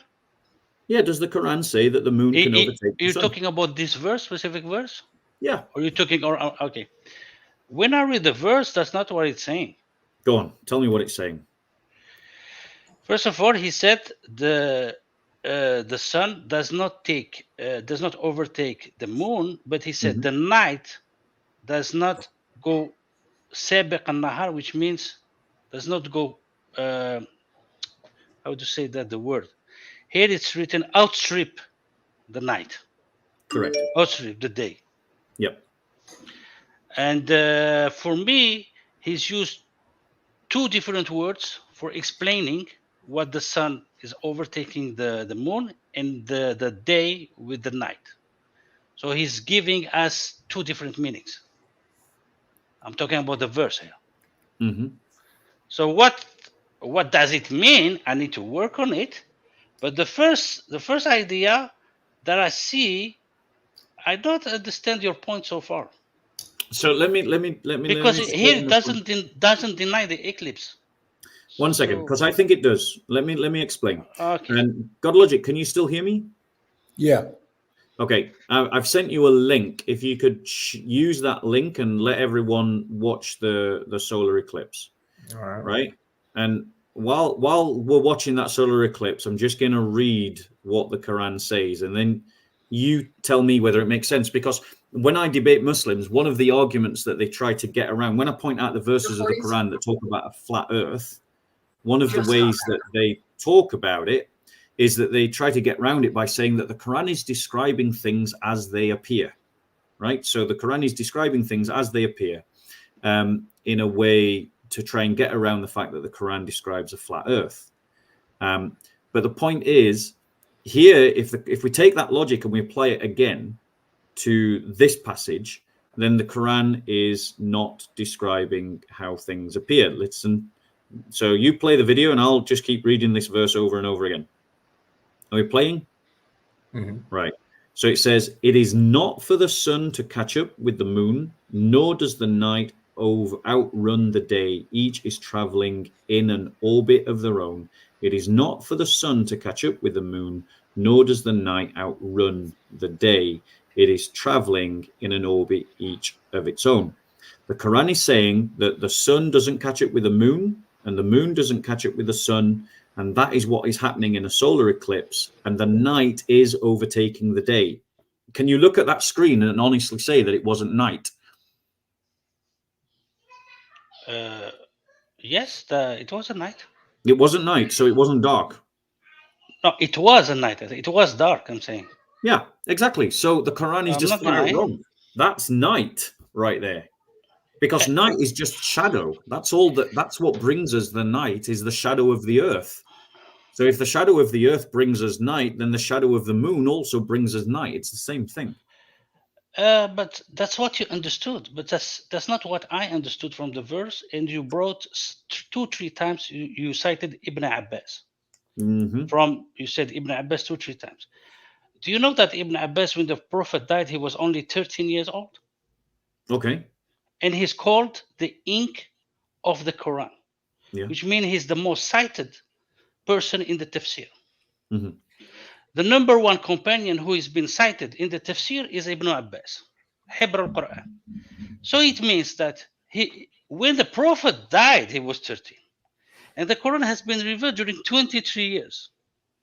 I don't understand how come this boy has become the ink of the Quran. There's something wrong. Why is not Abu Bakr? Why is not Omar? Why is not the other companions who started from the front?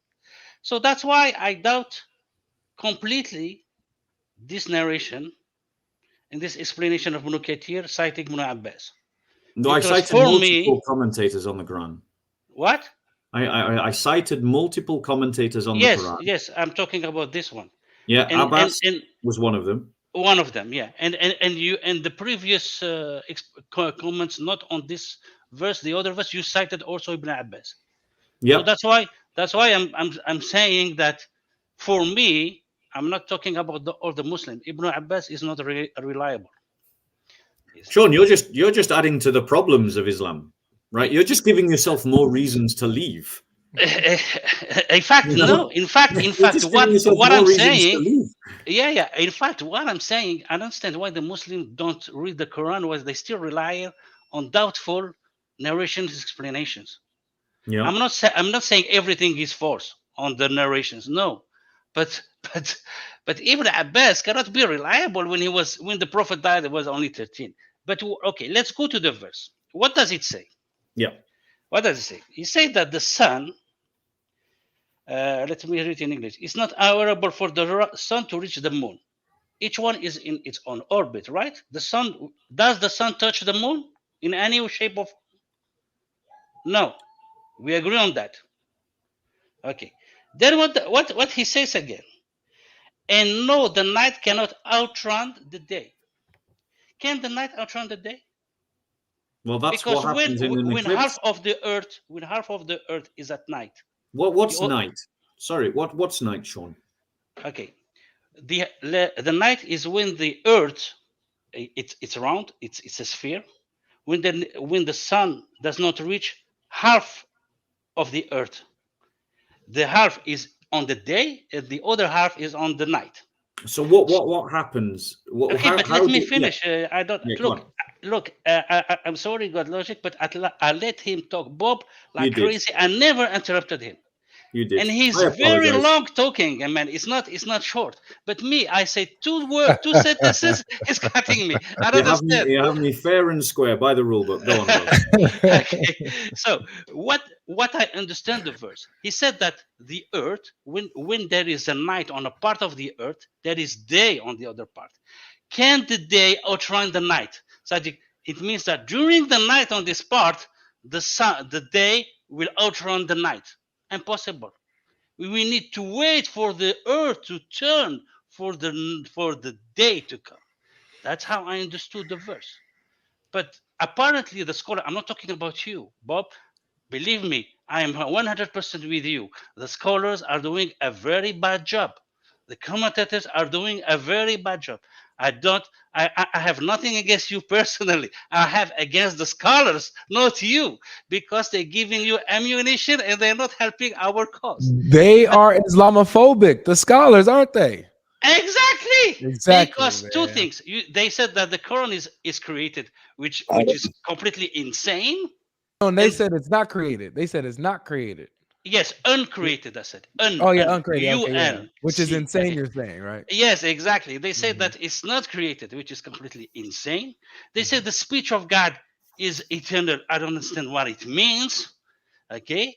And they cite Ibn Abbas, who is only 13 years old when the Prophet died, all the time. And they call him the ink of the Quran, which means he's the most cited companion of the Prophet, which is another thing insane. And I can bring you many things. So for me, if we want to talk, we can talk about the Quran. If you want to go to the Hadith, some are true and some are made up. And I don't understand why the Muslim, they take the Quran as the criteria to say that the Bible is corrupted, but they don't take the Quran as a criteria to say the Hadith is corrupted. Hey, you cooking right now. What can I say? You cooking right now. Because I heard God Logic in his speeches with Muslims, and most of the time he's right. The others leave. I mean, the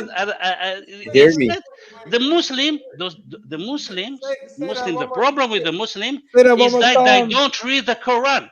Look, I made the test myself. I speak Arabic. My mother tongue was Arabic. When I was in the womb of my mother was talking to me in Arabic. And you see, only 15% of Muslim people have the Arabic as the first language. But even the what? Sure. Can we just come back to this point, which is about wait before you go, Bob? Sorry, because Prince is a Muslim here. Prince, do you agree with you on the same page as Sean or what? No, I don't. I am right now even thinking that Sean is not even a Muslim. Like I'm seriously, I know. doubting his standpoint. I don't know what he's saying.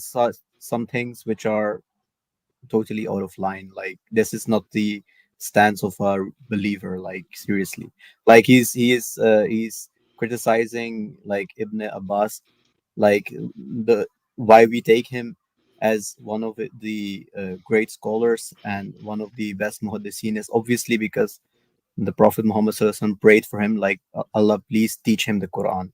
So obviously that's why we take him as like a great scholar. Like I don't know what is weird in that. Like if a prophet has prayed for a person that he understands a book full of signs, then it's normal. Like you're going to like take him as as the ink or however you said. So I don't know. Like you're saying a lot of stuff which which is very like weird to me to hear from a, like, if he says he's a Muslim, he may be. I'm not no one to judge, but it doesn't sound like it if he is saying. Plus, what he said about, yes. Can I just chuck into this, because Muslims often say to us that Jesus was a Muslim because he believed in one God and he wanted to submit his life to Allah. So let me ask Sean: do you believe in one God and do you submit your will to Allah? Yes, but so he's a Muslim.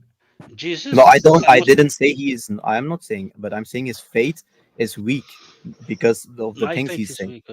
Okay. Yes. I think we should let Sean reply. Look. I can say, yeah, Prince, I'm okay with you, no problem. You. My faith is weak in your point of view, but I read the Quran and I speak the language. But it's not a book to be like read as a story. You know, it's a book to be understood. Yeah, so but do you know that the Quran is say it's a detailed explanation? How come I need to rely on somebody else when the book by itself says it's a detailed Sean, explanation? you're cooking right now. Come on, it's a contradiction. Wait, I didn't. Look, I don't want to fight another Muslim. You see, I don't want to fight another Muslim. Another Muslim is my brother. What I want to say is that Bob is bringing scholars to defend his point of view. What I'm saying, the Quran contradicts what those scholars are saying. It doesn't say what he said, the scholar. The verse is saying something logical and easily comprehended. But the scholars, in his commentary, he said something against the logic. So yes, I have to be truthful and honest. I said, Bob, you're right. If you rely on the scholars and the poor translation in English that we have of the Quran is full of contradictions. But if you go the right way, understood the wordings as they meant 1400 years ago, not the Arabic of today, you will see that there is much less contradiction than you think. That's all what I want to say. And by the way, you didn't let me finish last time. I have the word. I believe in John 1:1 when he says, in the beginning was the word, because the word is miracle of creation. It has nothing to do with divinity. In the beginning was the word, and after that, the word became flesh. Is true, the word, because Jesus is the word, became flesh. But it's not divine. There's nothing about divinity. It's coherent with the Quran. That's what you mute me. You muted me. If you want, and Boblogic, by the way, did you find the expression of a kitab? You said that God has taught Jesus. We can't go too long, Prince. We gotta let Prince jump in at some point. Wait, guys.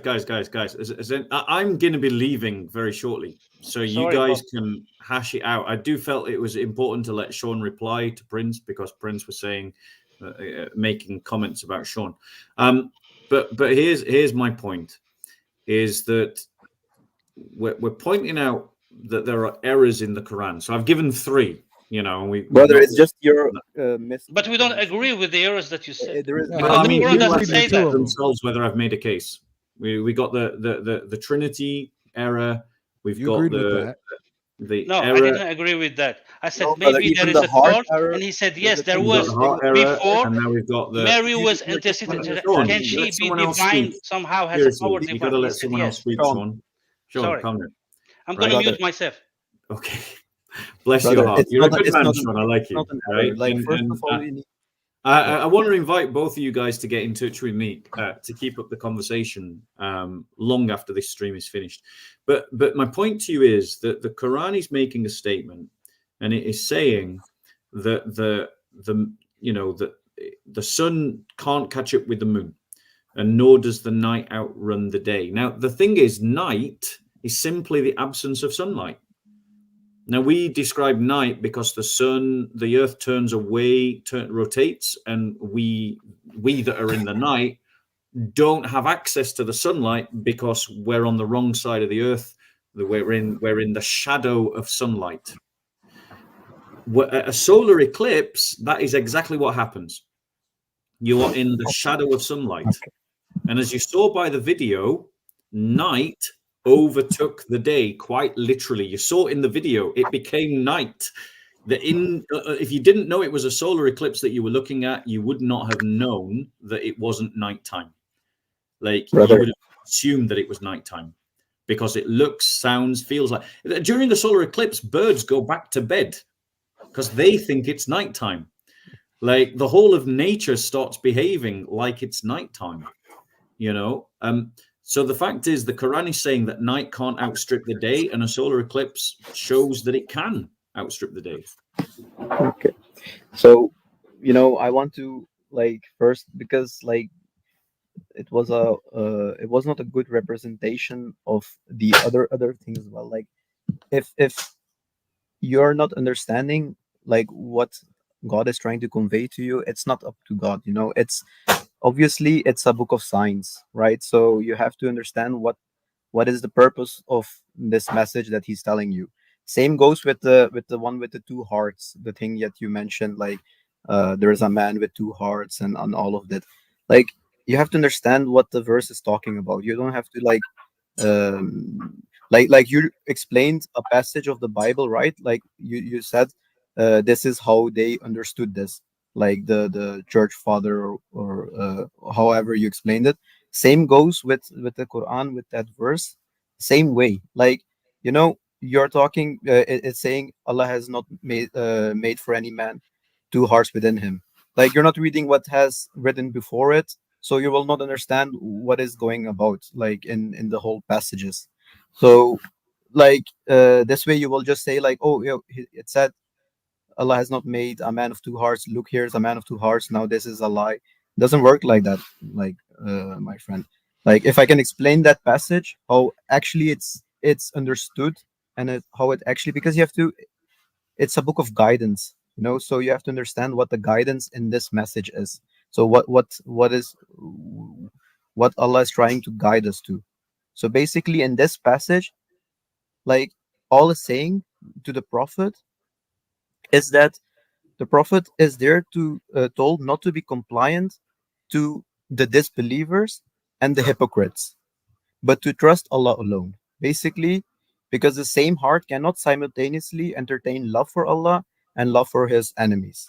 That's what this means. It doesn't mean anything else. If you read the verses before it, that's what it's talking about. It's talking about, because you just read that verse. So if you read 33:1 and 32, you will understand where this is coming from. You cannot just take it like out of context like this and try to portray it like it's a scientific, I don't know, error or something like this. It's totally not. It's talking about a deeper meaning than having two hearts or three hearts or four hearts. That's so irrelevant to God. God can do you believe that do you believe that scientific errors are not, they don't disprove Islam?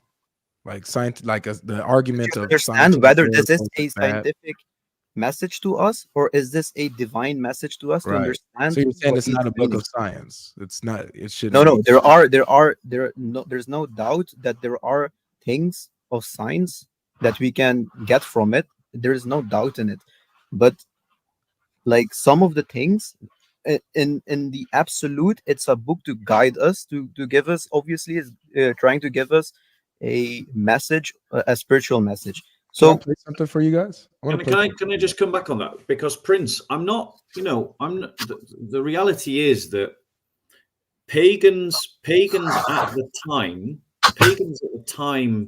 of Muhammad had a belief that you could literally have two hearts inside your body, right? That was their belief in the time of ignorance. The Quran is speaking to that belief and correcting that belief. It's not. Yes, really it is. Not.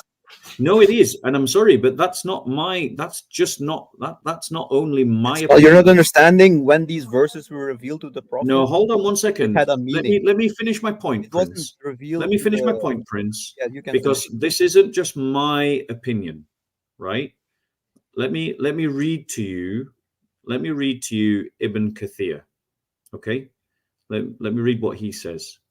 Okay? And what others say.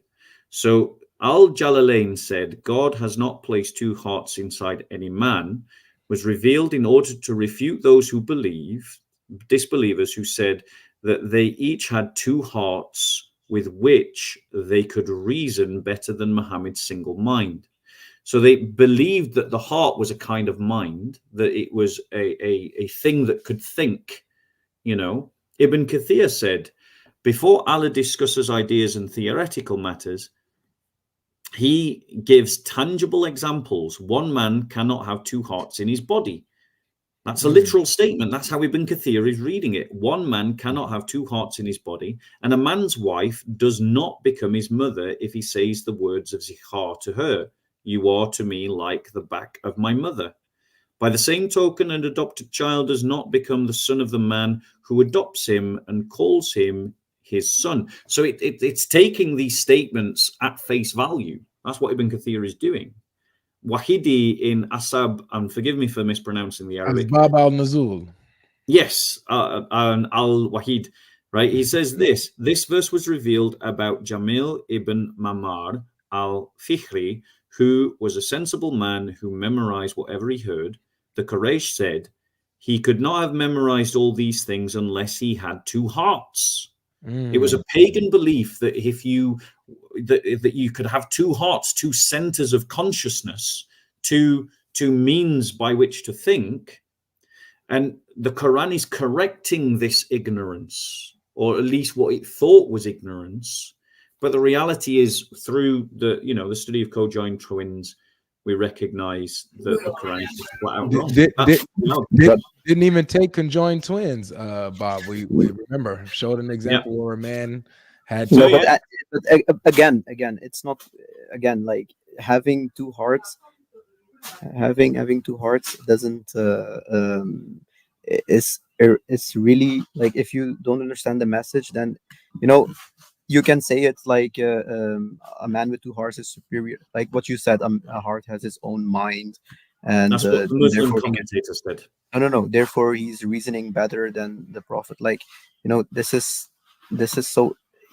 You have to understand the relevant. What you're saying about Muslim scholars. Would you say that the scholars' prints are wrong in their understanding that this is actual physical thing that they're talking about, something tangible, really talking about having two physical hearts? The scholars of Islam don't have to be 100% like correct on everything in their understanding of these verses, or in the understanding of what the divine message is. It's in the end, it's a divine message. It's a revelation to the Prophet. Okay.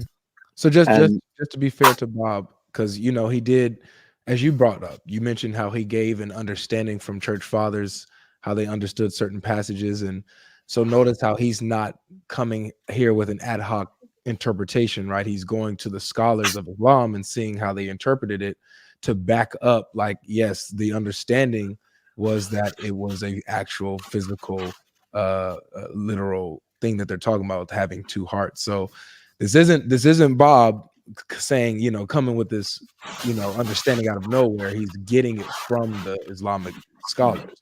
I understand he's coming with that stance of reading it, but in the end, you have to understand. If you cannot take it out of context, like what you read before it becomes clear what it's talking about. Like literally one or two verses before it, then you understand why would God suddenly say. Otherwise, if you take it in the meaning you're saying, the whole it doesn't make sense. It's not just going to talk about suddenly about, and God has not made a man of two hearts. Like it doesn't fit with everything what's been said. Like it's like you have to read it like from top till bottom. So you cannot I think this is a good place to plug this in here, and we're gonna wrap up soon. We're almost at the 2-hour mark, so we're gonna wrap up, and Bob said he has to go. I can give you until 1:15, but no later. Okay. Sorry? Well, usually until 1:15, but no later. 2 hours is long. Okay. You've done some pretty good work here. I'm gonna play this because I think this is pretty relevant to what we've been talking about, Bob, here. Yeah, very much so. Yeah, so let's see what what's going on. Let's see what Ali does. Are you guys for Sean and Prince? You guys familiar with Ali Dawah? Yes. I'm not familiar with him. No. Okay, well he's pretty well known in the Muslim Dawah world. This is what he's the next clown Zakia Knight character. Yeah, exactly. Let me make sure the volume's up. Read it again very carefully. The scientific miracles argument in the Quran got debunked.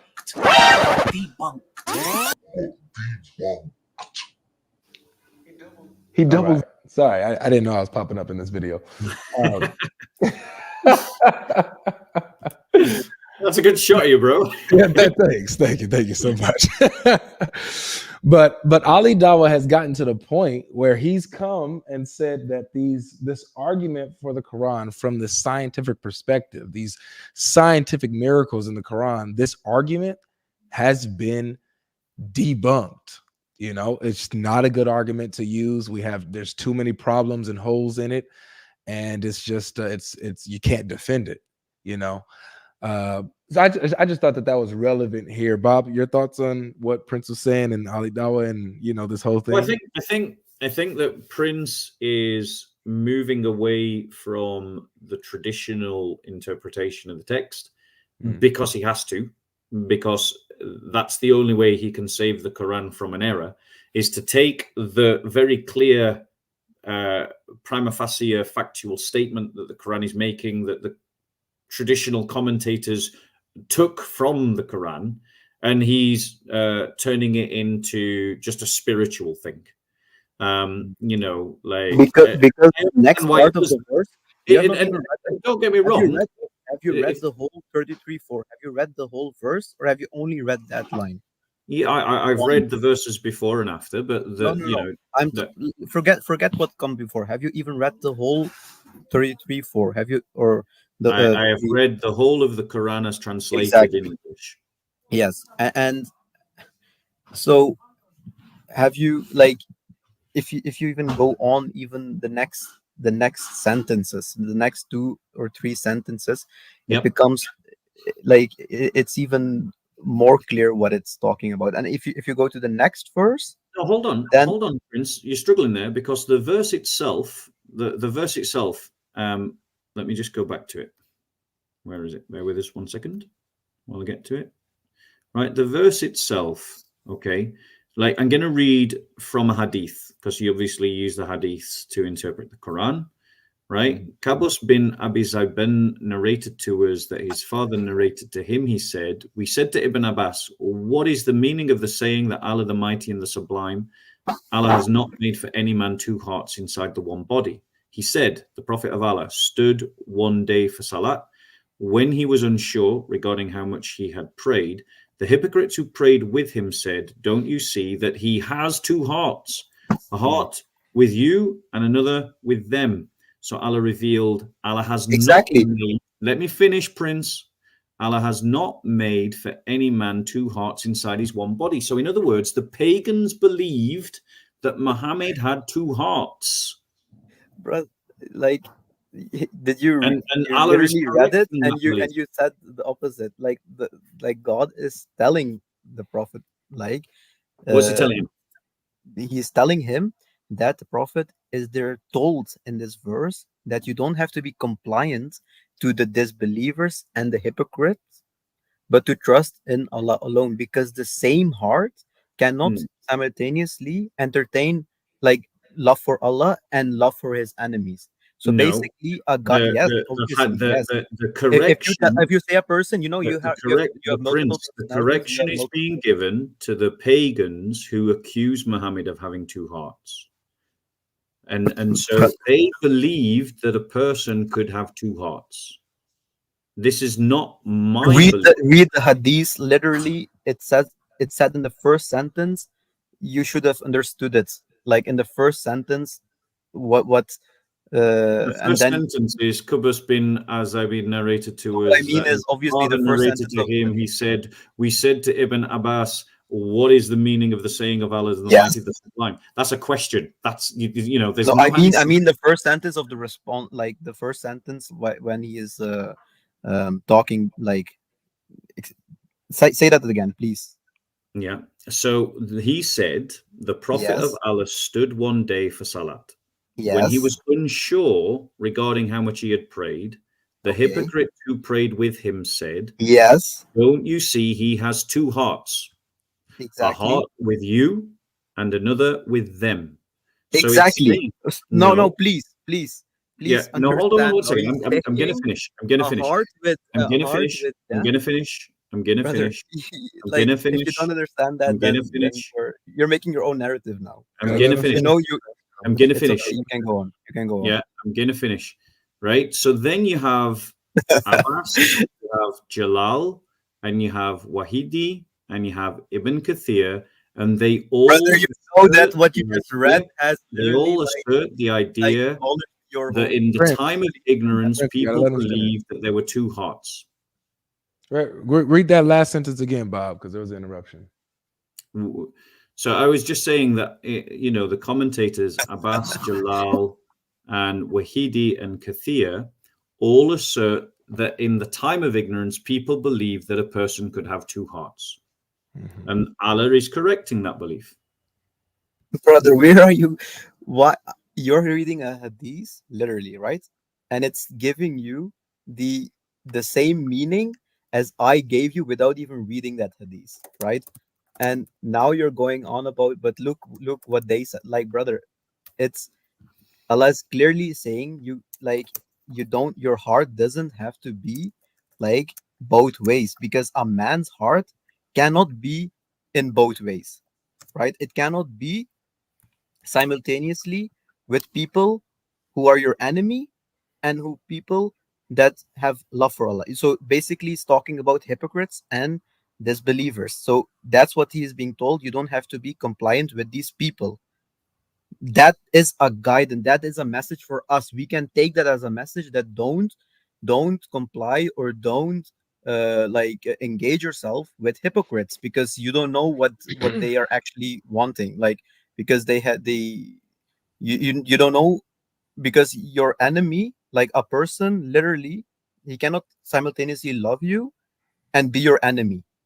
It's a contradiction. Bro, I'm not, like, the point is the Brother, reason you're giving it why the reason why the pagans believed that Muhammad could do that was because they believed that he had two hearts. You're doing a modernist, you're doing a historical exegesis. You're inserting our knowledge, our assumed knowledge today back into the past. You're assuming that pagan Arabs were as scientific as we are, and therefore the only interpretation of this passage is the more metaphorical one. I'm not saying that. They were pig ignorant. They believed that human beings could have two hearts, literally. Okay, good. I'm not saying, but that doesn't mean that God meant that. Like, literally, again, you're saying it the way that I am wanting to say it. It doesn't mean if the pagans or whoever, which Arab at that time believed it to be like people cannot have two hearts. It doesn't mean that is what Allah meant with his message. The one who had to understand this was the Prophet. He did understood this. Now, obviously, we as humans have to also understand the message. If people back then didn't totally grasp the message, you cannot say God was wrong here, because we know what he meant with this. It was a divine guidance, and we take the divine guidance. We don't go on and say, you look at this is wrong, this is wrong. You have to obviously understand that it can be a human error, that we can be the ones that don't understand the message, but it's not that God is at fault, that he is not conveying us the right message. Obviously, you have to interpret the book like correctly. It's and I'm saying that you are. Yeah, what I'm saying is it's very stupid to think that, but basically what I'm saying is it's very stupid to think that, no, look, we have found a contradiction, whilst not thinking maybe we are wrong in understanding the verse. That's all I'm saying. Like, the real, we have to obviously seek for the meaning of the verse and not go for, I don't know, look, God is wrong. Like it doesn't make sense, please. Like, and even if you find something which says, oh, this contradicts, that means that you still haven't understood the message. That's basically, and that's what I was saying with Sean. Like, it's not about you're saying like, oh, look, this can be wrong. No, brother, it's just your comprehension that hasn't reached that level yet. And obviously people at that time maybe also didn't understand, but we don't say that they are like misguided or like that was their knowledge. That's what they understood. And it's okay, like, but you cannot put it on to God that he is wrong with saying this. Obviously not. So that's no, I think you can actually. I think that the reality is that if in the time of ignorance pagans believed that a human being really could have two hearts, and then the Quran is saying a man can't have two hearts, then you could interpret the Quran as correcting a pagan belief. You can think it. You can. Yeah. You can think it. Thank That's you. still not a divine message. And the point is, so here's the thing that you need to do now, Prince, right? Because me and you are not going to settle this in 2 minutes. We're not going to settle this in a minute. You need to go away and you need to investigate for yourself that in the time of Jahiliyyah, in the time of ignorance, did the pagans actually believe that human beings could have two hearts? Okay, they maybe did. Correct, and they did. Then that means that my understanding of the Quran is a valid understanding. It's correcting a belief. But it's not when someone has corrected you. Oh, but you haven't corrected me. You've just asserted something. Can you prove to me? Can you prove to me? Yes. Can you show to me that pagans had a metaphorical understanding of the idea of two hearts, as you're suggesting? I'm saying even if they did not understand it that way, if they understood it this way, that a man cannot have two hearts, and that is what satisfied their belief in God, that's up to them. But we, as like anyone, you don't have to be even a Muslim. When you're reading the Quran, you have to, if you think you found, if the book says it has no contradictions, it comes from Allah, and you say I have found a contradiction, you have to think a lot of times it's maybe in your own knowledge that you haven't even yet comprehended what is true or what is not, or what is you haven't even understood it. It's not that the book is wrong, it's just the way you have taken it is wrong, basically. Because otherwise, like if you're going to take things no one is saying take everything which is said literal. Like obviously the prophet is being called the father of the believers. That doesn't mean he's my father. Obviously it's a spiritual meaning, right? So I'm sorry, but the commentators that I've quoted to you are doing exactly that. Yes, okay, look, if a commentator does it, then the commentator, that's what he maybe taught at that time, and it's where his knowledge was, basically. I'll just read again Wahidi's words. The Quraysh said, so who's the Quraysh? The Quraysh said he could not have memorized all these things unless he had two hearts. And Labib used to say, I have two hearts, and my perception by means of either one of them is better than the perception of Muhammad. So these are the statements of pagans. They're saying they have two hearts. Good. And is it understood? Okay. Do you know for a fact that if I'm just like going like your way, right? Do you know for a fact that they're taking the literal meaning of two hearts? So how would you understand these words? No, maybe they're talking about like two hearts in the way that I'm explaining to you. How can you know for sure? You make it work. The Quraysh said he could not have memorized all these things unless he had two hearts. They're talking about memory. Yes. They're saying he has memory because he has two hearts. Okay, go on. Right. So the thing is, if you read literature from the past, right, brother, it's a common thing to speak about the heart as a place where people think, right? Because back in the ancient world, they weren't scientific, bro. They did believe that in your heart you thought. That was a thing. Yes. Right? In lots of cultures, right around the region, not just in pagan Arabia, but all over the place. People had this concept that you thought with your heart. Why? Because when something happens, what happens? Your heart jumps. You know, you feel sad, your heart feels sad. You feel happy, your heart beats faster.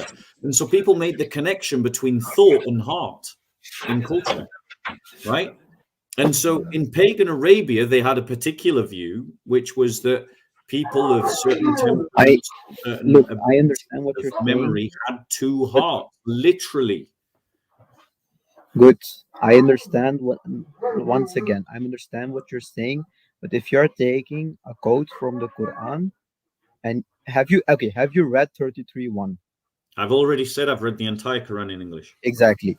It says, "O Prophet, keep your duty to Allah He said And exactly. you do not have to obey you do not have to obey the disbelievers and the hypocrites.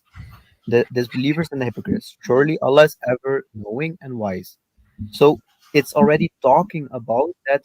Because why? Because obviously revelation came whenever, Allah had to tell the prophet something, what he has to do. That no, you don't have to, because even he was even with them, he was good. But Allah said that no, you don't have to. You don't. Your duty is only to listen to me, as every servant of Allah is, right? So you don't have to obey them, and you do not have to follow them. Basically, you only have to follow me. And then he goes on to say, Allah has not made any of these men, like for any man, two hearts within him. So obviously you have to understand that he's talking about, obviously he's talking about that they cannot be like, they cannot have they cannot have simultaneously love for Allah and for your enemy. Basically, as I said, that you cannot love your enemy. That contradicts with each other. I'm not denying that you can interpret the passage, and this is what I'm saying. You're interpreting the passage. First time you hear this, basically, I'm trying to get the Quran out of a problem, and the problem is that people are born with two hearts. I'm not trying to get the Quran out of a problem. If someone made a meaning that makes the Quran seem like it's not true, then it's the person. It's not the Quran. Sorry, it's the comprehension. I think the Quran lays down a challenge, and it says, if this were from any other than Allah, that I would be able to find errors in it. I've found errors in it. I found lots of errors in it. No, you have not, brother. If you want to take it, you can take it. If you don't want to take it, no one can force it from you. But if this is a meaning to read, you can tell me. I've got to go in 3 minutes. Yeah. We got to wrap up. You have found a lot of errors in it. Wait, hold on, scholars, not from the Quran. Sorry, Sean. Quran is not errors in it. Sorry, Sean. Sorry. I'm sorry for that. No. You're good. You're good. So, guys, first of all, I want to thank both of you for a respectful conversation and coming up here and engaging like this. This is awesome. Both me and Bob appreciate it. Bob, there was a question in the super chat. Hopefully, the person's still here. They had a question on Surah 3. Pretty easy question here. So the question is, in the Quran, verse 3. Yeah. The word affirm. Is it Surah 3, verse 3? Yeah, chapter 3, verse 3. Okay. Muslims use this word to say the Quran came to correct the Bible and Torah. What does the word actually mean in Arabic, and what is the context? Thank you for what you do. May God lead us to the truth. I can answer to this. Now, this is for us, Habibi. For you guys. Okay, sorry. Go ahead. I mean, I'm not sure that I'm equipped without checking and doing a bit of research to answer every aspect of this question. So in Surah 3, verse 3 reads thus. Let me just change my translations. Luckily you have an English sheikh with you, Bob, so don't worry. Okay. Well, you're slacking, I'll pick it up.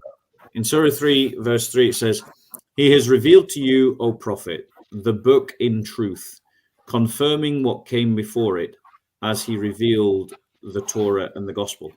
So I understand that to say, and obviously I'm going off Fadl Solomon's translation, that the Quran is confirming the Torah and the Gospel.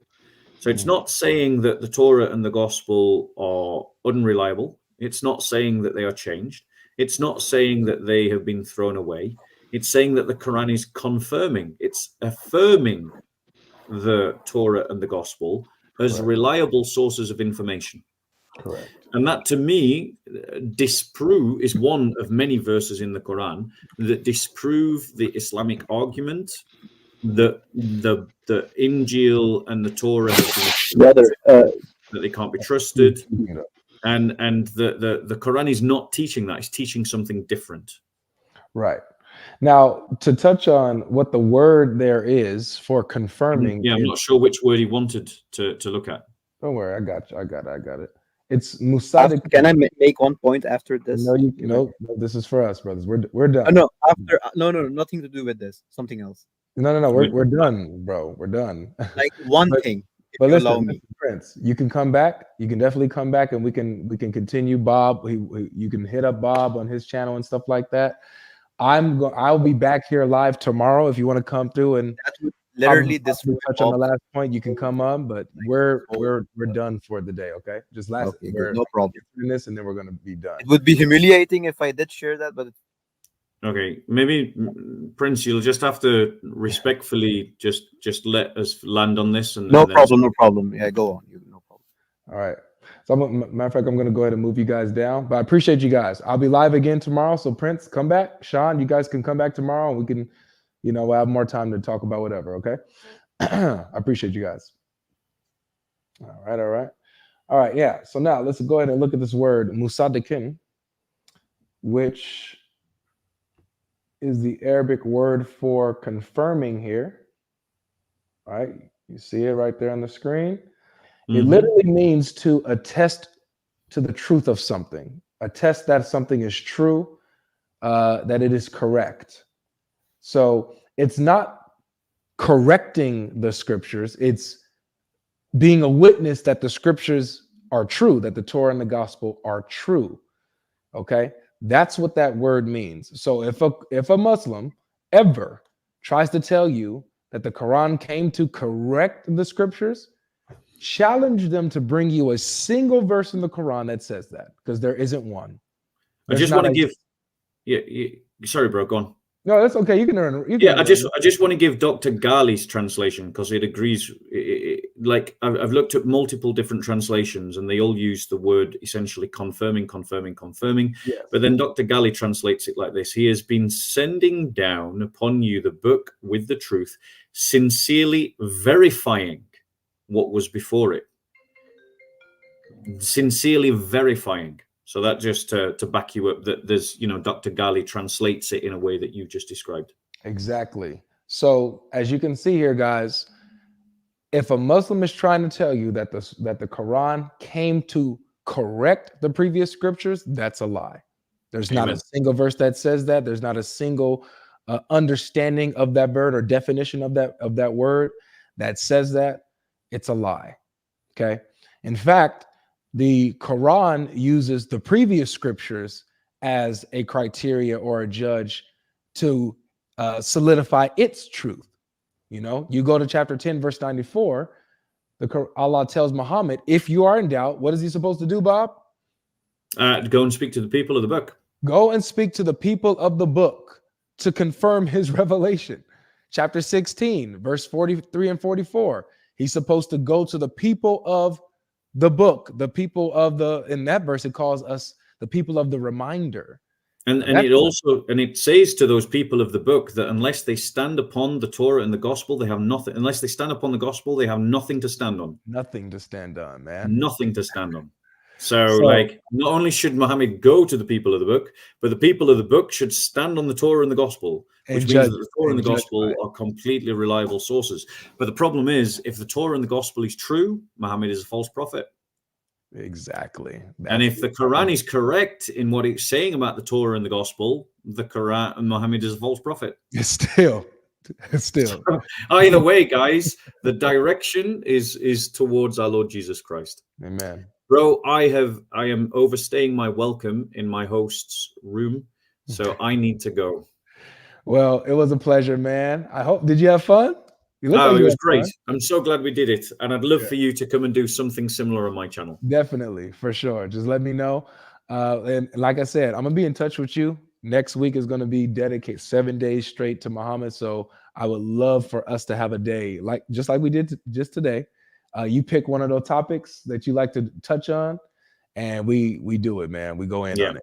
I'll come in and I'll bring a whole bunch. Yes. Okay. All right. Well, God bless you, Bob. Thank you so much for coming through, man. I appreciate this. Peace be with you all. And I'm sorry, brother, I can't stay after the live stream finishes. So I've just got to shoot. This is it. I'm about to get some. Peace be with you to everyone. God bless. God bless you, Bob. Bye-bye. Bob the Builder, ladies and gentlemen. Nice little cameo here. So I hope that you got your answer to your question.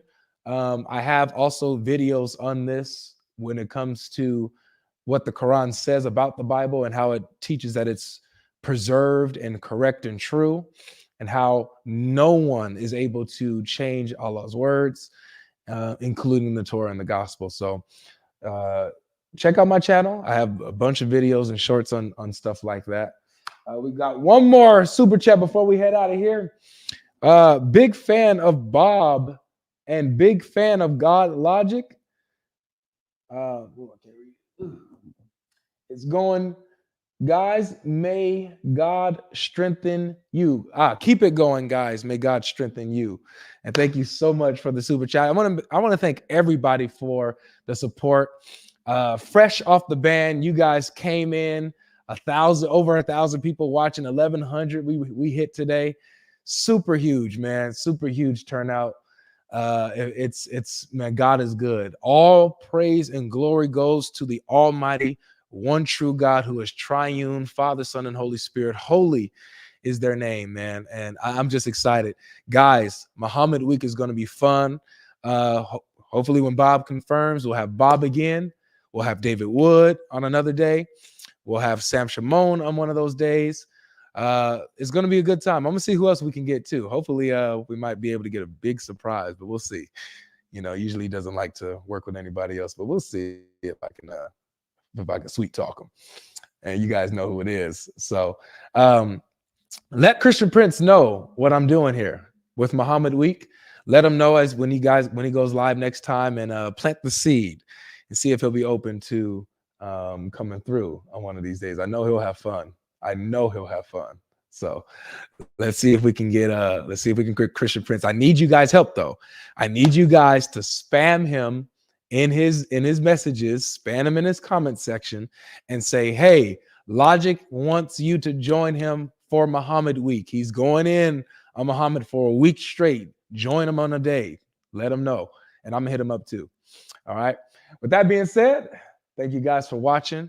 Keep me in your prayers. Keep everyone that's listening in your prayers. Doing close ministry with certain people from Balboa Park, doing some discipleship and evangelism from people who we really connected with last weekend. It was a blessing. And also there's couples out there that we're ministering to as well. Okay, so keep everybody in your prayers. I love you all. Thanks for supporting the ministry. We will be back, Lord willing, tomorrow, coming back, inviting Muslims to come up and change our minds. Give me a reason to say my shahada. All right. Love you guys. Peace.